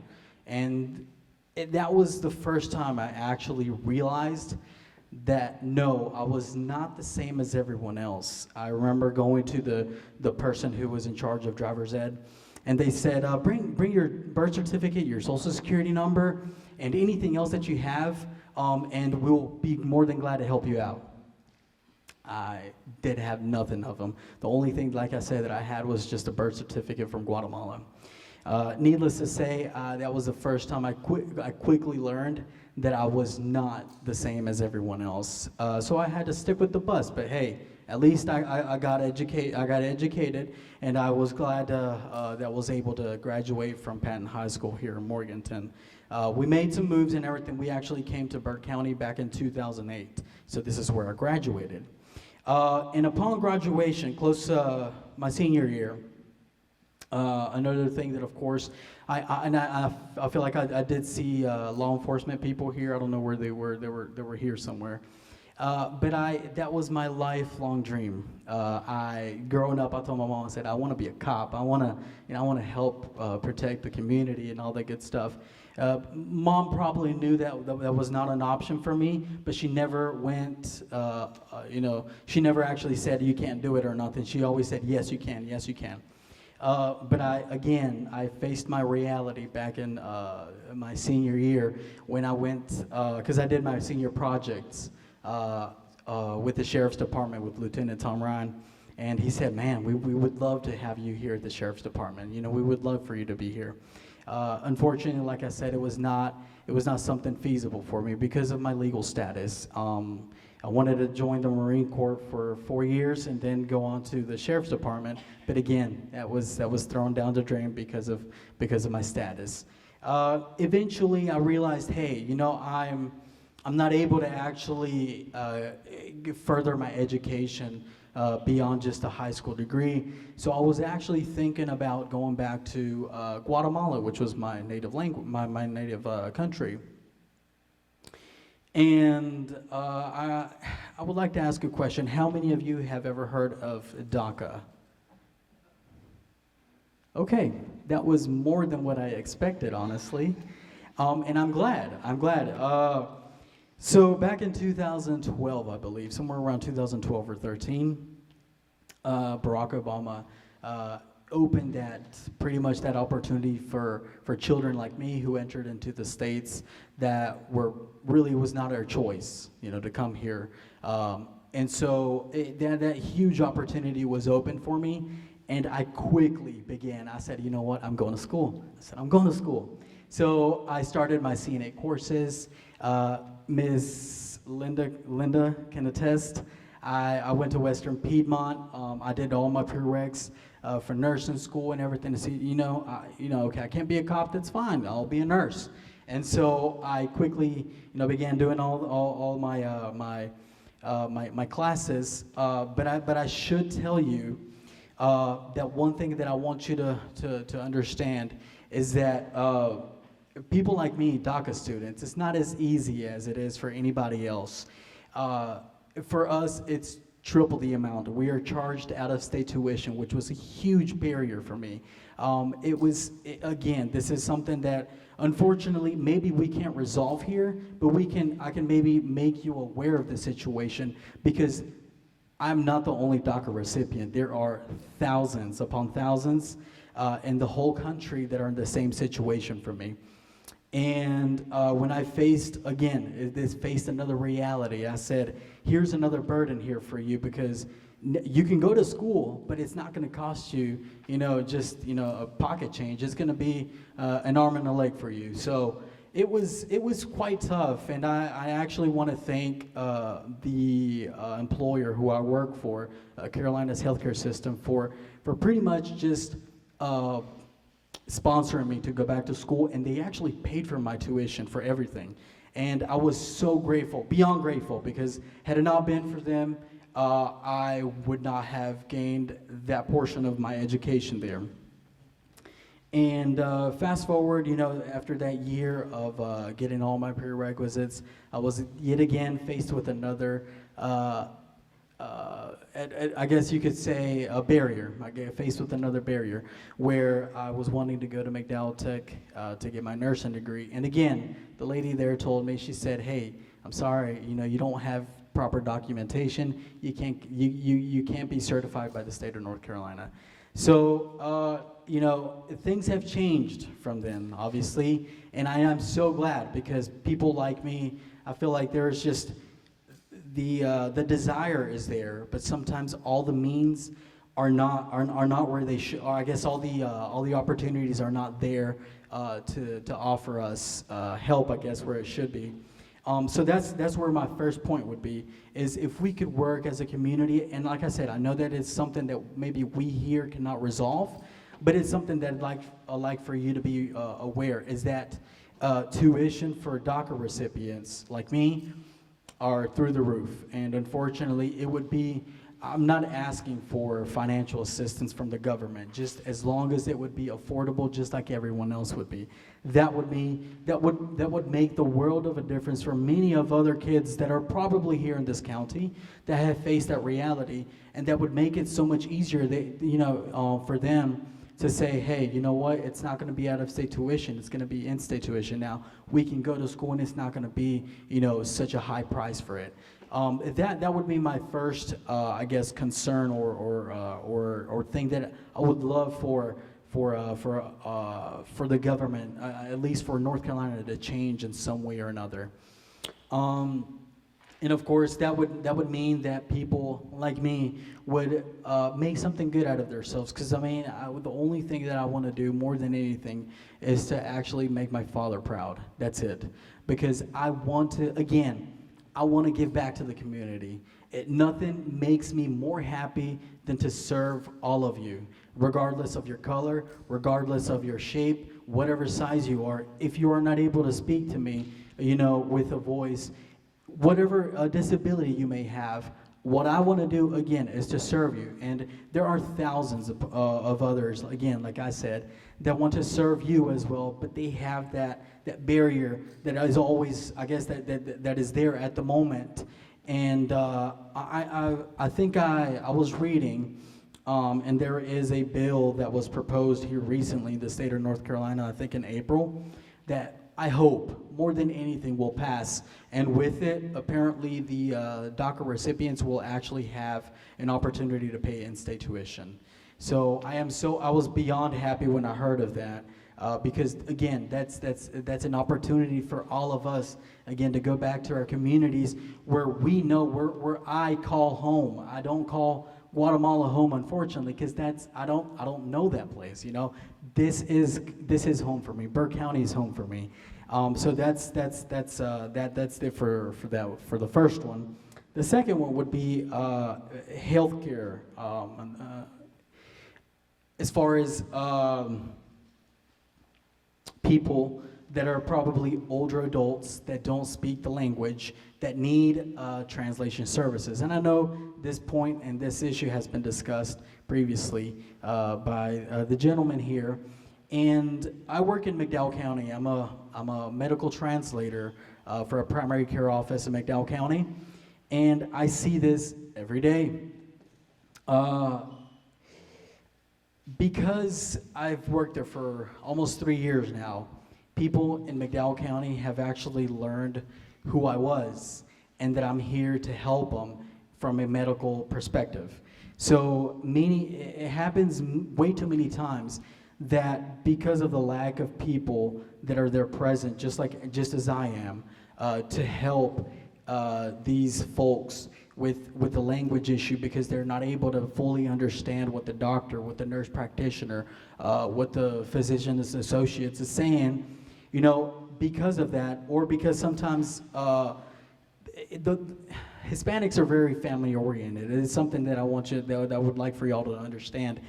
And they'd like to have that personal, I guess, that person right there to have in front of them to help them out. And when they know somebody on a personal level that's there to help them, it makes the world of a difference. And so by me being in McDowell County and helping the people out, it's happened, like I said, many times where they call and they say, oh, hey, I have an appointment today. I'd like to go ahead and check in, but is Adolfo there? And the people say, oh, he's not here. He called out, or he got moved to the NEBO office.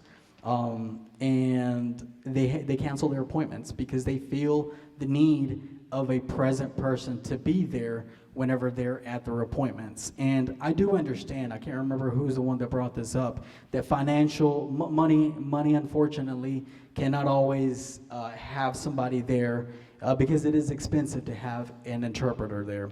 But I am here to tell you that it's something that we need to work on some way or another, to have these people, pretty much a translator there in person. That's always, that to me, that's always better than having the iPads that are translating for them. That would be the second issue. The second issue that I guess that I would like for y'all to be aware of is the lack, I guess, of interpreters sometimes. Makes it hard on the people.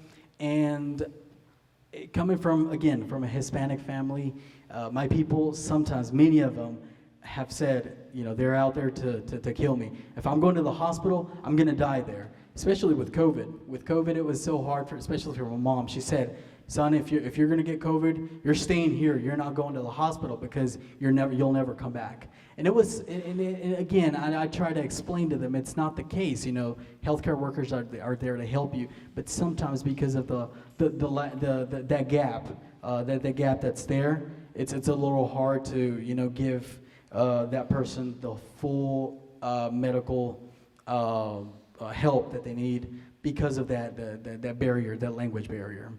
And I guess that was the two main issues that I had here. Does anybody have a question regarding both of these?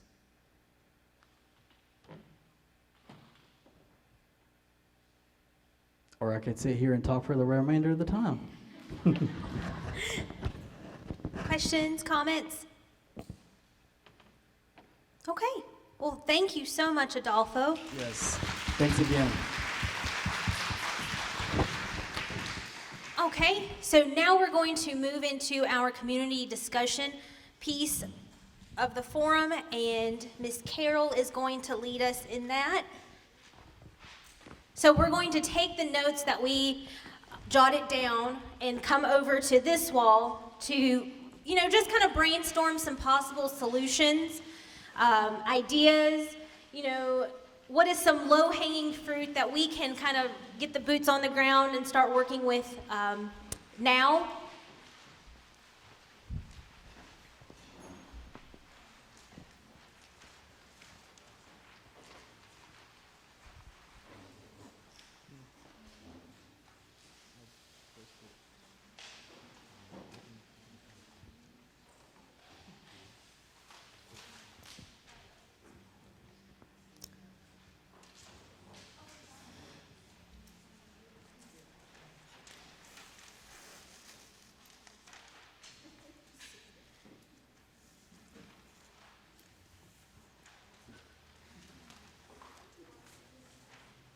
No, we'll read them out. All right. Oh, you can. Well, I'll probably run around later with that. You want to run? Okay.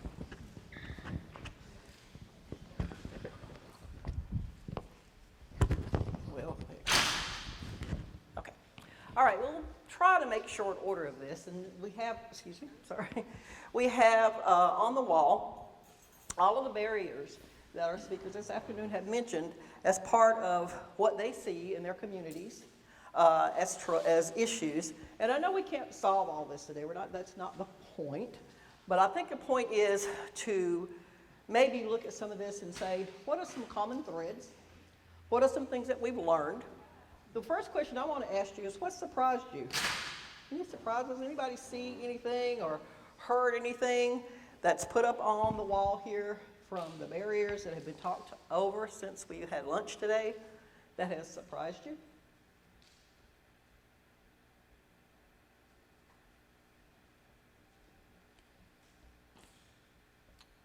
Yes, sir.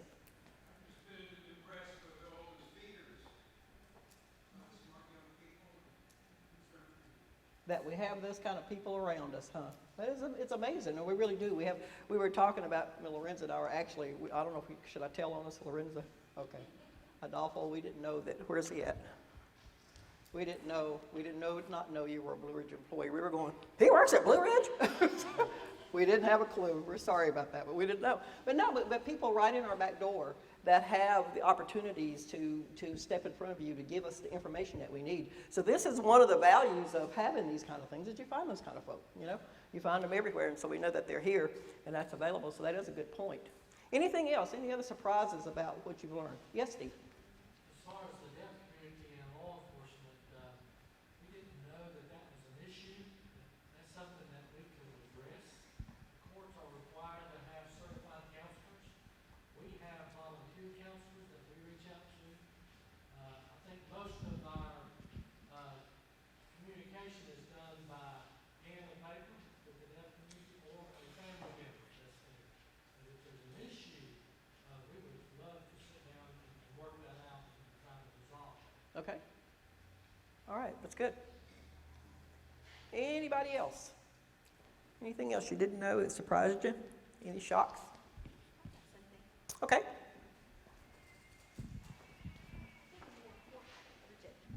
project very well.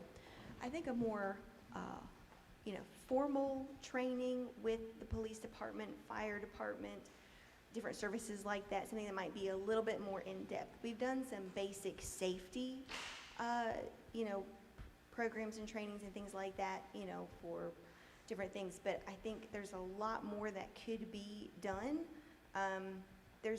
Especially there's so many deaf here in the community, and there's just such a lack of information, between. And then now looking at all these other communities as well, I think additional training, law enforcement, businesses, just the community at large to be aware of the different barriers that we're all facing.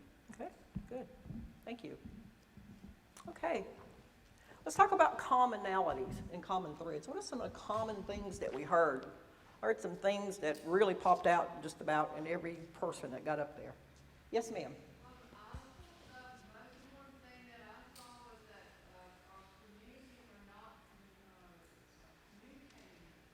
Communication. Okay. Communication between communities. Somebody else. Yes, ma'am.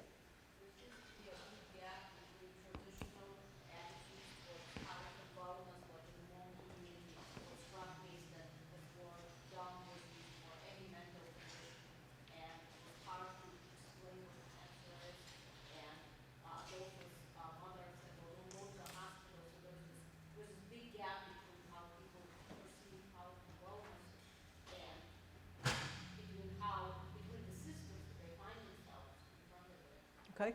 My mom, she passed away when she lived in Russia, and she had the same fear of hospitals, even though she was quite educated. Oh, don't go to the hospital. Yeah, yeah. So, I think there's some commonality. Yeah, absolutely. So kind of the perception that people have of the systems that are available to them. And that could be anything. It could be healthcare, it could be education, it could be a lot of things. Yeah. What else? Common threads. Yeah, Regina?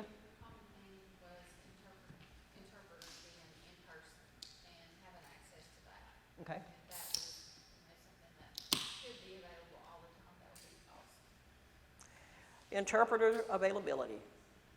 In-person interpreters. Okay, what else? Common themes. Yes, sir. Yes, sir. So, going back to how people see hospitals and stuff, I'm only interning at Blue Ridge right now, but for communication and listening to all these different cultures and how they perceive the hospital, and a lot of people have different ways of thinking, with the Hmong community being, like you said, like live off the land, and then what Adolfo said about being scared of the hospital. Is there anything that Blue Ridge does to maybe go out to the community around it to show that it's not as scary as some people might think? Okay, so maybe more of more communication and bridging communication between hospitals, particularly hospitals in a community, to let them know what's available, and maybe creating a more friendly, or maybe a more patient-friendly atmosphere for those individuals. Okay, that maybe get it? Amy?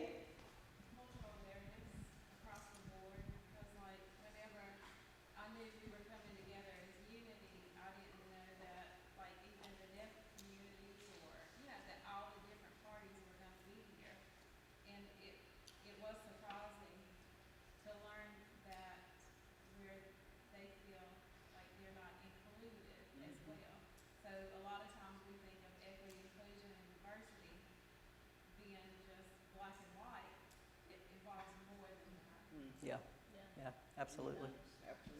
Absolutely.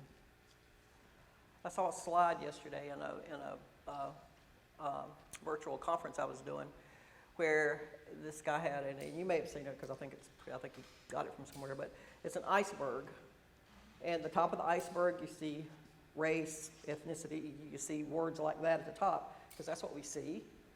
Male, female, you see gender. But then underneath was a gazillion things that you don't see, you know, faith, trust, you know, all the things that you can't gauge or guess about an individual just by looking at them.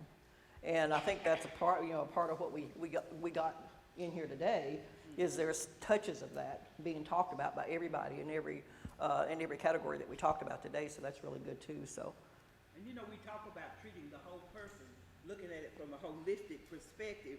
However, we don't realize that a key piece of that is being able to communicate with the individual. And I think so often as we set up agencies, organizations, and treatment, we don't realize that when we don't have an interpreter for a person who is deaf or doesn't or isn't proficient in English, that we may be discriminating in some way against them. And as we look at our sources, that certainly our income sources and those kinds of things, and the federal monies that we might receive, then that becomes a key piece of are we treating everyone the same? Are we recognizing everyone as our customers? And those individuals as customers, what are we doing to meet their basic needs? Absolutely, absolutely, absolutely.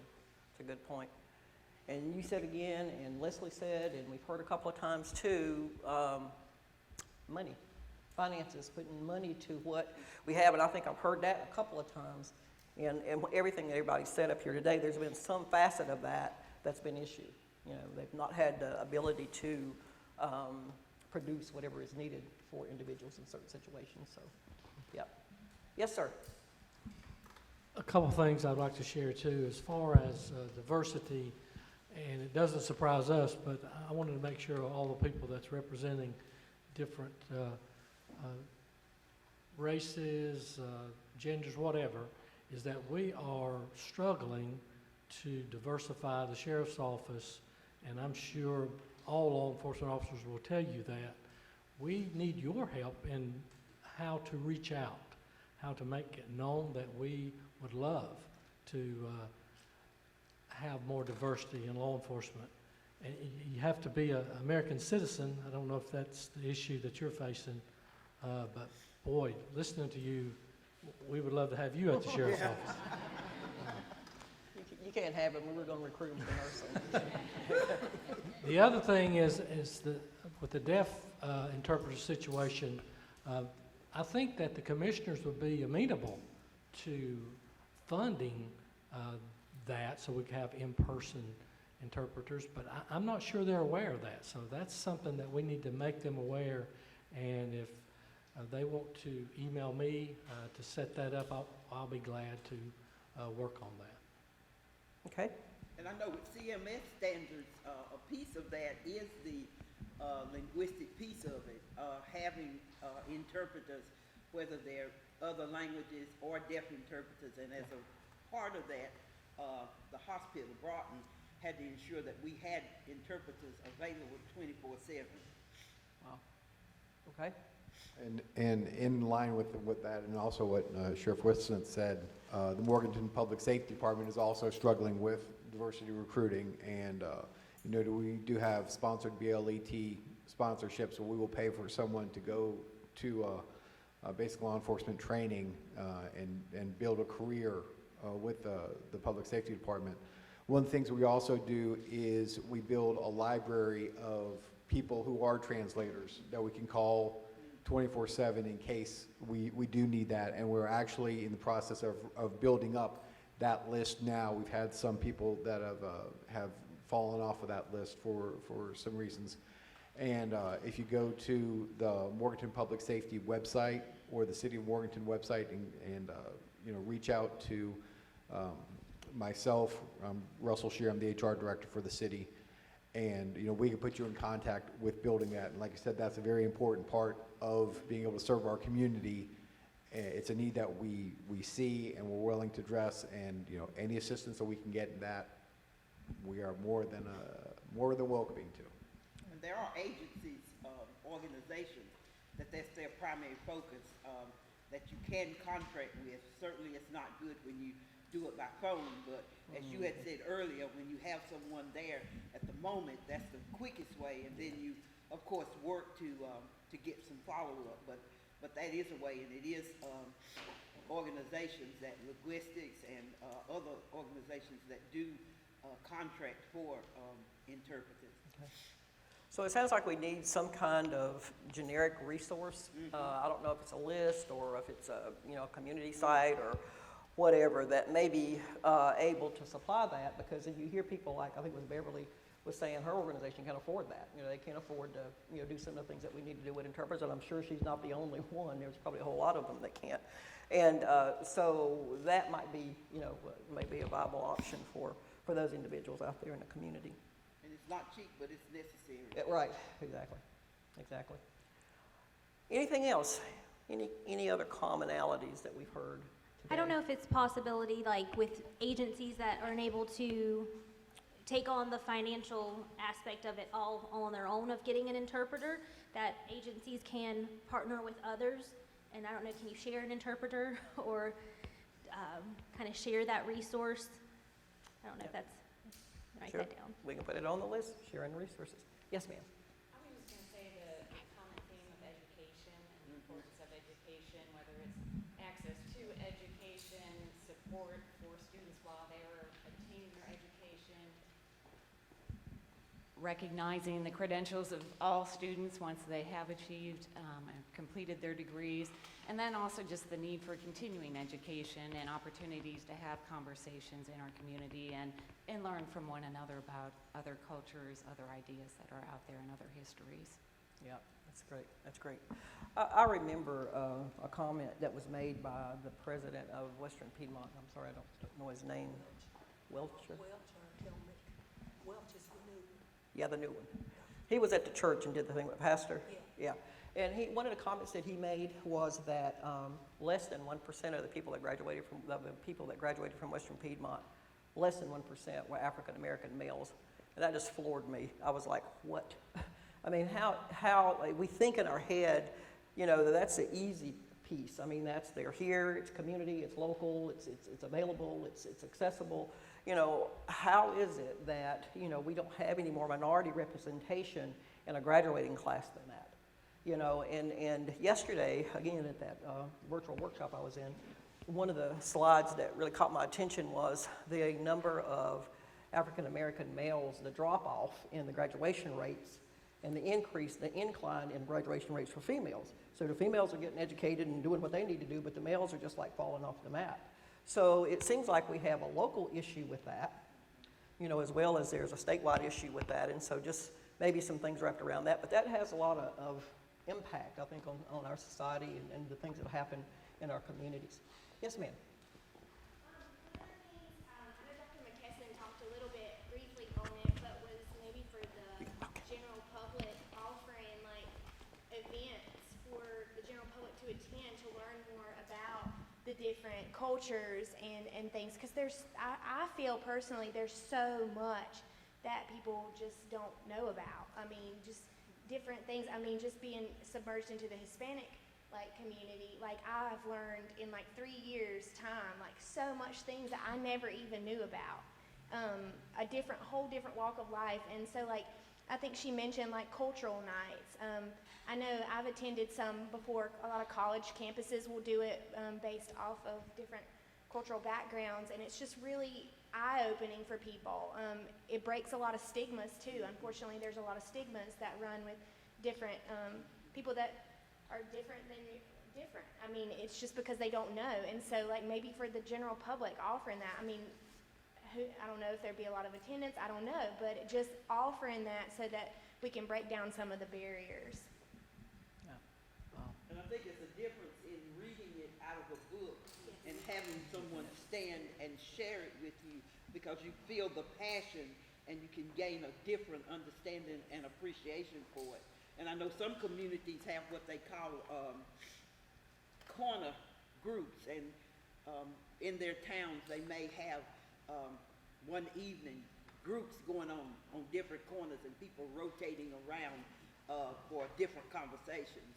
And so I think if we can be creative in the community, because everybody might not want to come and just sit at a table, but if we can be creative and come up with some different ways, I think it's an opportunity for us to continue to share and continue the conversations, because this has been an excellent conversation, I think. Has been.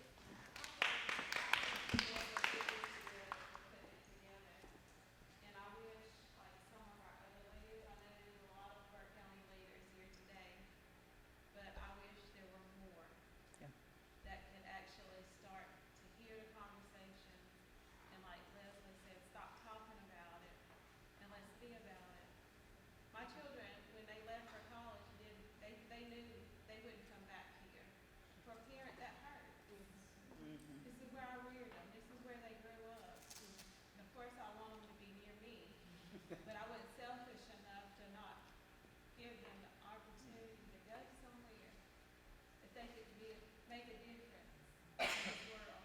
And I had hesitation if they could do it here. And it's sad, because I had a hard time myself. I remember applying for jobs and didn't feel like because I was part of the right community or didn't know the right people or who could talk to somebody for me, that I would be given that opportunity. So I appreciate what's happening here today. We have to start somewhere. Yes. And I appreciate everything that's been discussed here today. It's opened my eyes, and I hope it's opened yours. And we really, one of the primary goal today was to just start conversations. I mean, just start people talking, start people thinking, give information as much as we could possibly cram into the course of a day, so that people will have something to take back and chew on and mull over and that kind of thing. And I do wish people like our county commissioners, and I know we had some city council people here earlier, but those people need to be present in this room, because those are the people that can make things happen, in this community, and they need to be here. Yes, ladies, you both have your hands up.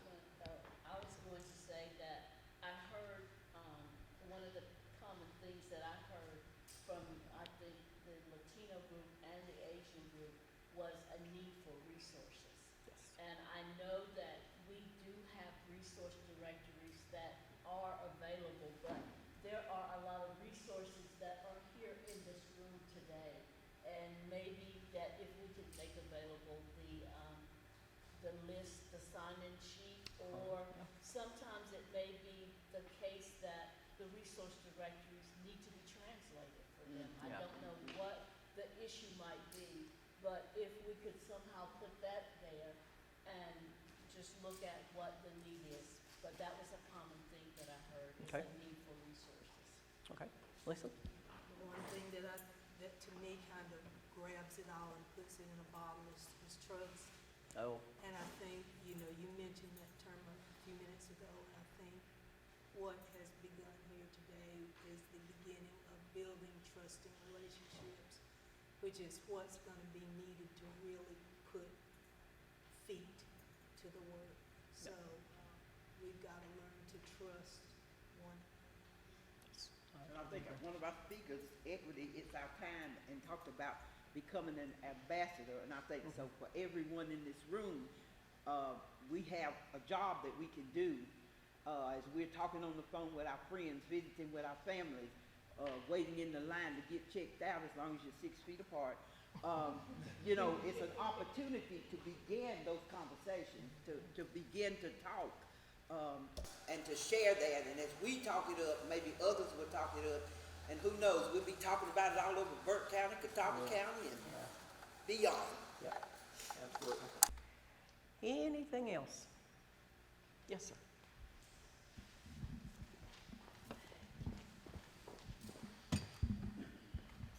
In regards to the lady over there, what she was saying about the resources that I guess Burke County offers, what I was just, and I forgot to mention this up there, is that unfortunately, and I speak on behalf of my parents and many other Hispanic older adults, more mature adults, they know that sometimes these resources are there, and they know that they can go there, but unfortunately, especially the undocumented ones, will hesitate. They will not go because of the fear that they will be deported, because they will encounter, and for instance, my father, this was years ago, about like 15 years ago, he was sick, completely sick, and this was, we told him, I said, Dad, let's go to the doctor, let's go to the hospital.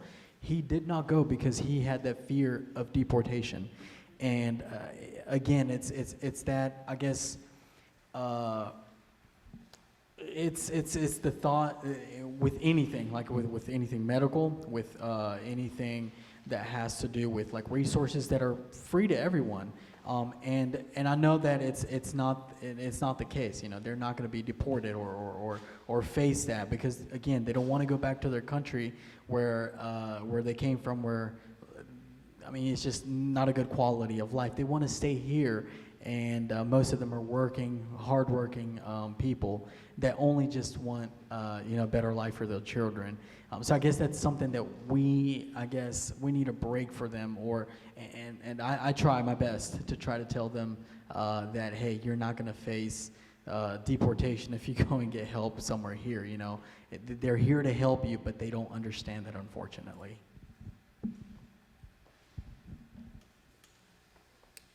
Okay. Back over here.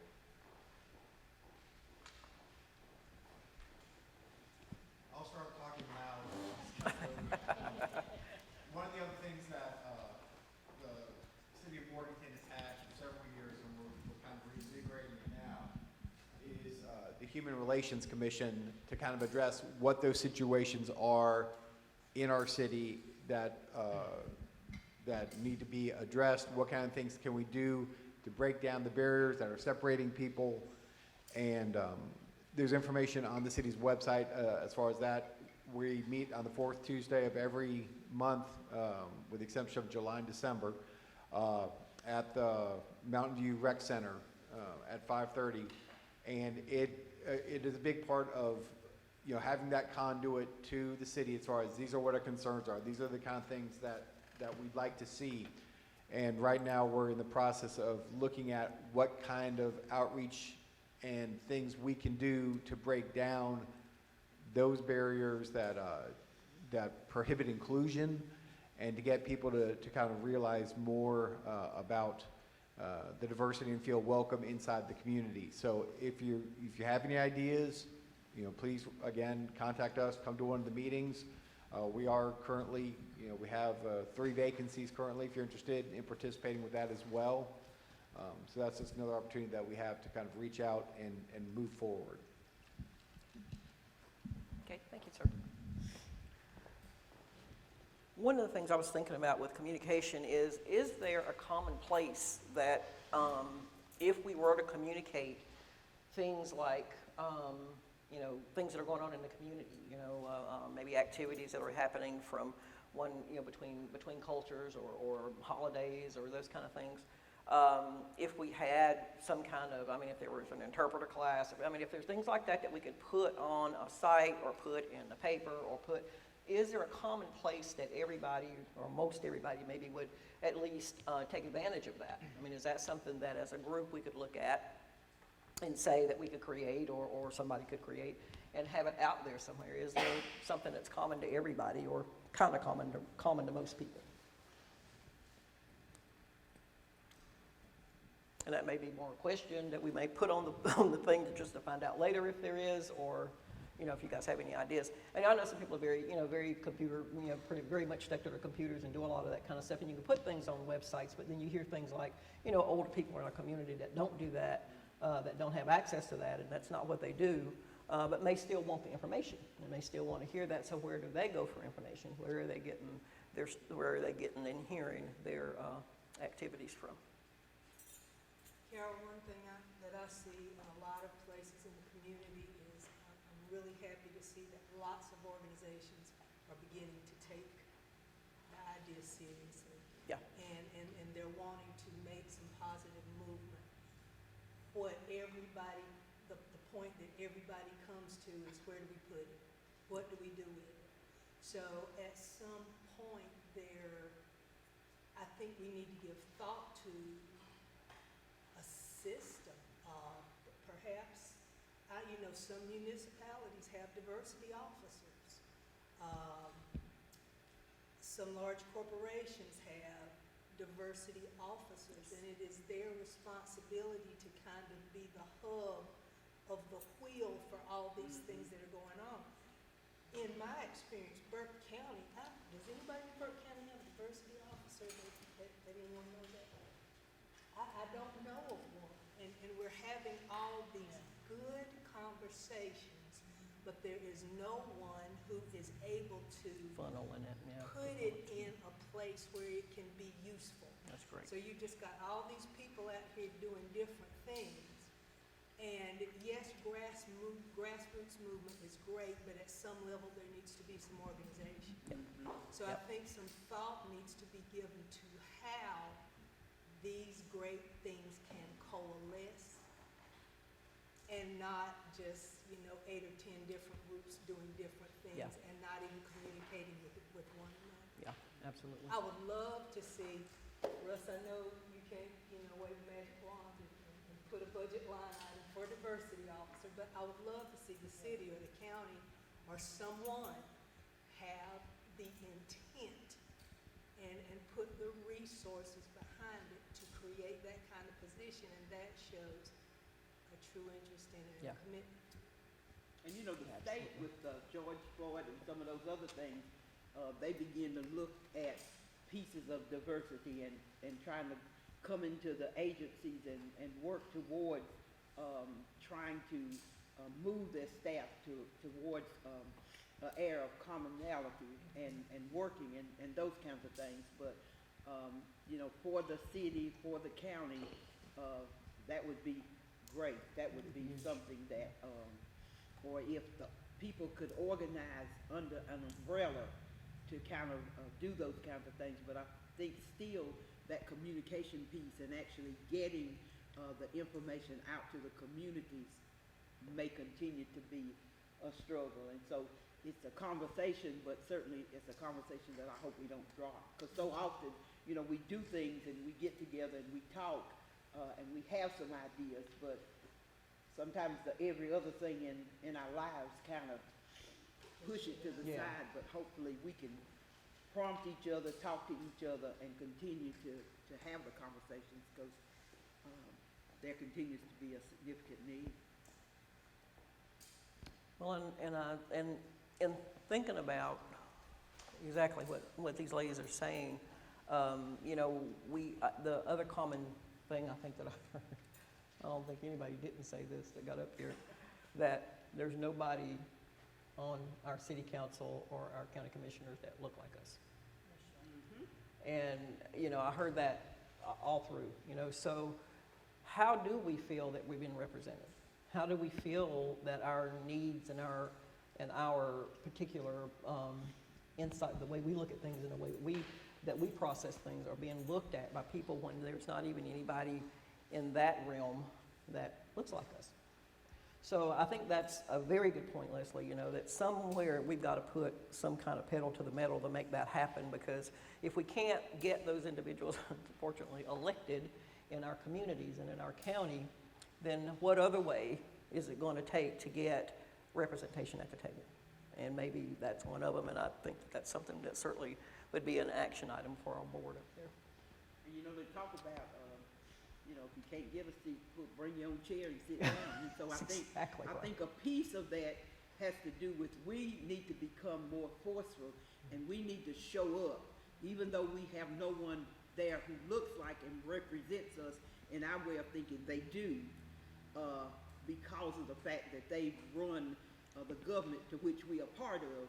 And so we need to start showing up, and we need to start working the comment section, and we need to then, through that, you'd be surprised at how many people actually listen and how it motivates other people. And so we have to become more active and more aggressive in terms of the challenges that we present to these boards, and not just city council and not just the county commissioners, but there are other boards here in the county that makes decisions that impacts on our lives on a day-to-day basis. So we need to become, we need to be vigilant, and we need to be sitting there looking. We need to get up and ask. We need to write letters. We need to do editorials. We need to. Exactly. Just enough to wear you out. Anything else? Yes, ma'am. I was just listening to what Leslie was saying about having a person or sort of having a hub.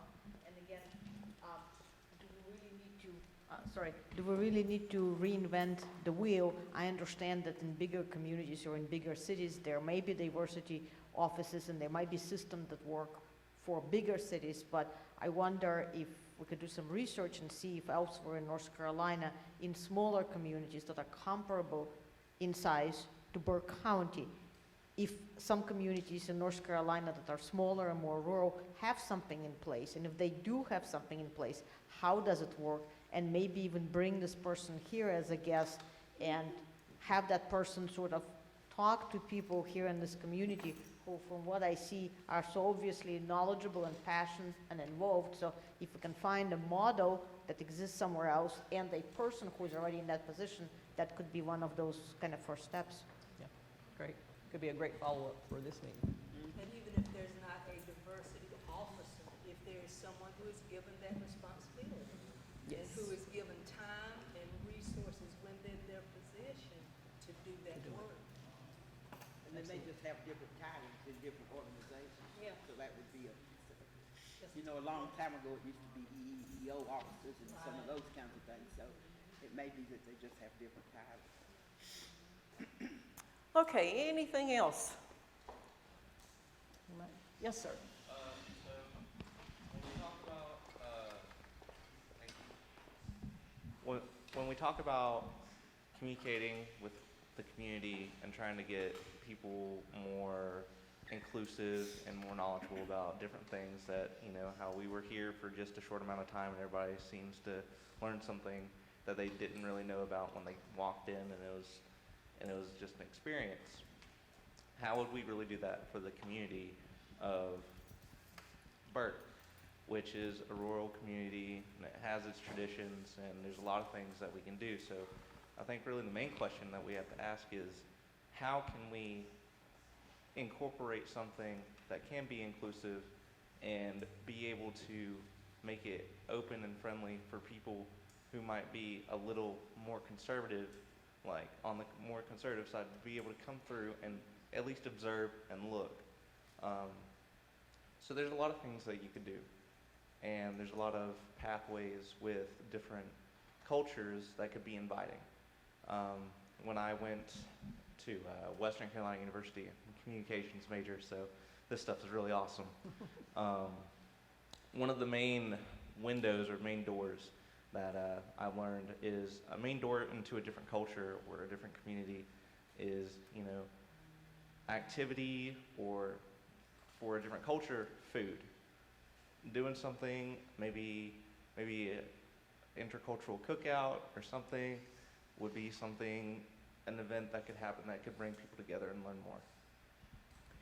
It's funny you should say that, because when we were talking just a few minutes ago, it came up in my head, and it came in weirdest things do sometimes in my head.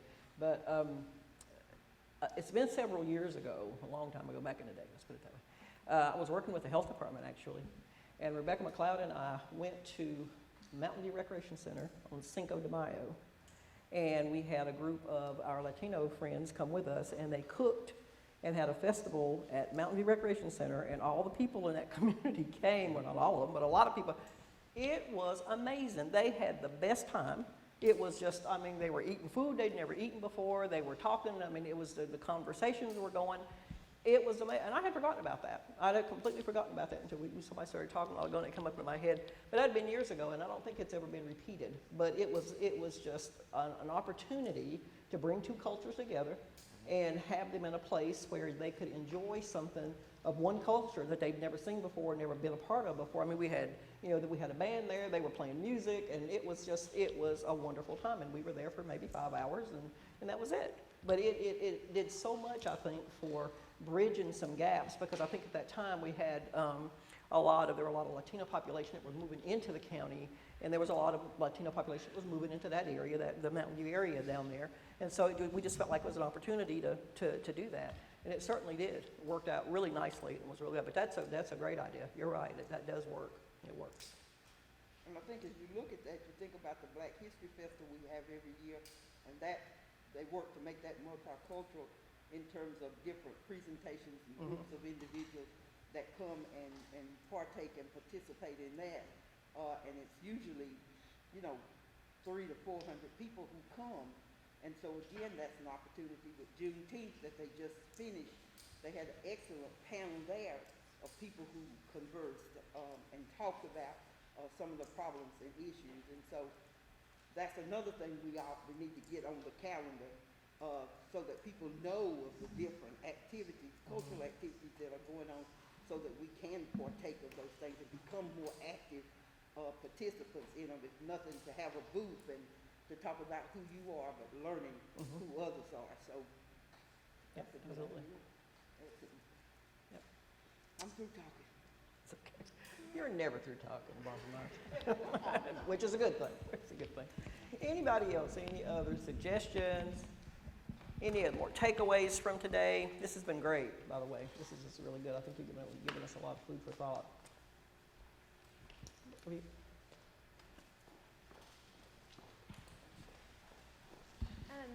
Whenever we were talking about education, and I know Chia and Sean, they brought up the fact that all their parents knew were to sign like on an X regarding their children's schooling. Maybe if our community within this, within the education community, could host different events for like the Hispanic population or the Asian population, so that we could, I guess, integrate, a little bit more and help them understand, what's going on in school. Because sometimes if they don't speak English, it's like she said, they're just signing on an X and letting their kid go on through. And if they have the tools as well to work with their children, I think it would be like something really great and something that we could set aside and do for them.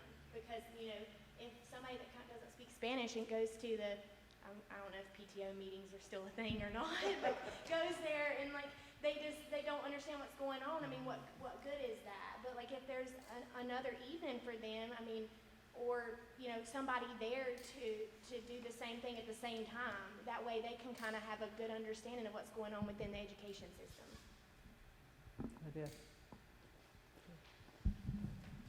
Anybody else?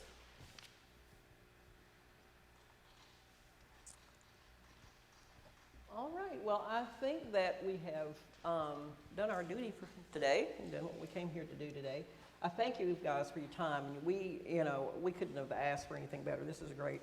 When Lisa and Alicia and I got together and started discussing this, I mean, I think we kind of didn't know what we wanted. We know what we wanted to do, but we wasn't quite sure what it was going to look like, until we started inviting people, and it kind of started pulling and started coming together a little bit more clearly for us. We are planning on, the thought process is to do another one in the fall. That will probably focus a little bit differently, maybe, and probably on education. That's probably where it's going to go the next time. We're going to look at that, but kind of the same thing. Look at what education, what cultural barriers are there for education in our community, and how can we do anything what can we do about bridging any gaps that may exist with that. So that may be our fall theme. Don't take me to court. Don't take me to court on that one, because I couldn't swear to it. But we're going to work on it. We're going to work on it and to see what we can come up with. But I thank you very much. Che? Yes, and just a few notes left from Lisa. Just once again, yes, thank you all so much for coming out and taking part of your day with us. We are going to take the great discussion we had today and take it back to the Burke Wellness Initiative, which is the group that meets either monthly or bi-monthly that conducts our community health needs assessment. Okay, so we are all the time looking for different members of the community to join Burke Wellness. So whether you are a professional or just a community member, we welcome you to join us. And if you are interested in that, you're welcome to meet with me after this message is over. Let's see. Oh, and Lisa wanted me to leave you with the lyrics to a song because, trust me, you don't want me to sing the song. So I'm going to read them at her request. And the song is called Less Like Me, and it is by Zach Williams. Oh, I have days I lose the fight, try my best, but just don't get it right. Well, I talk a talk that I don't walk and miss the moments right before my eyes. Somebody with a hurt that I could have helped, somebody with a hand that I could have held.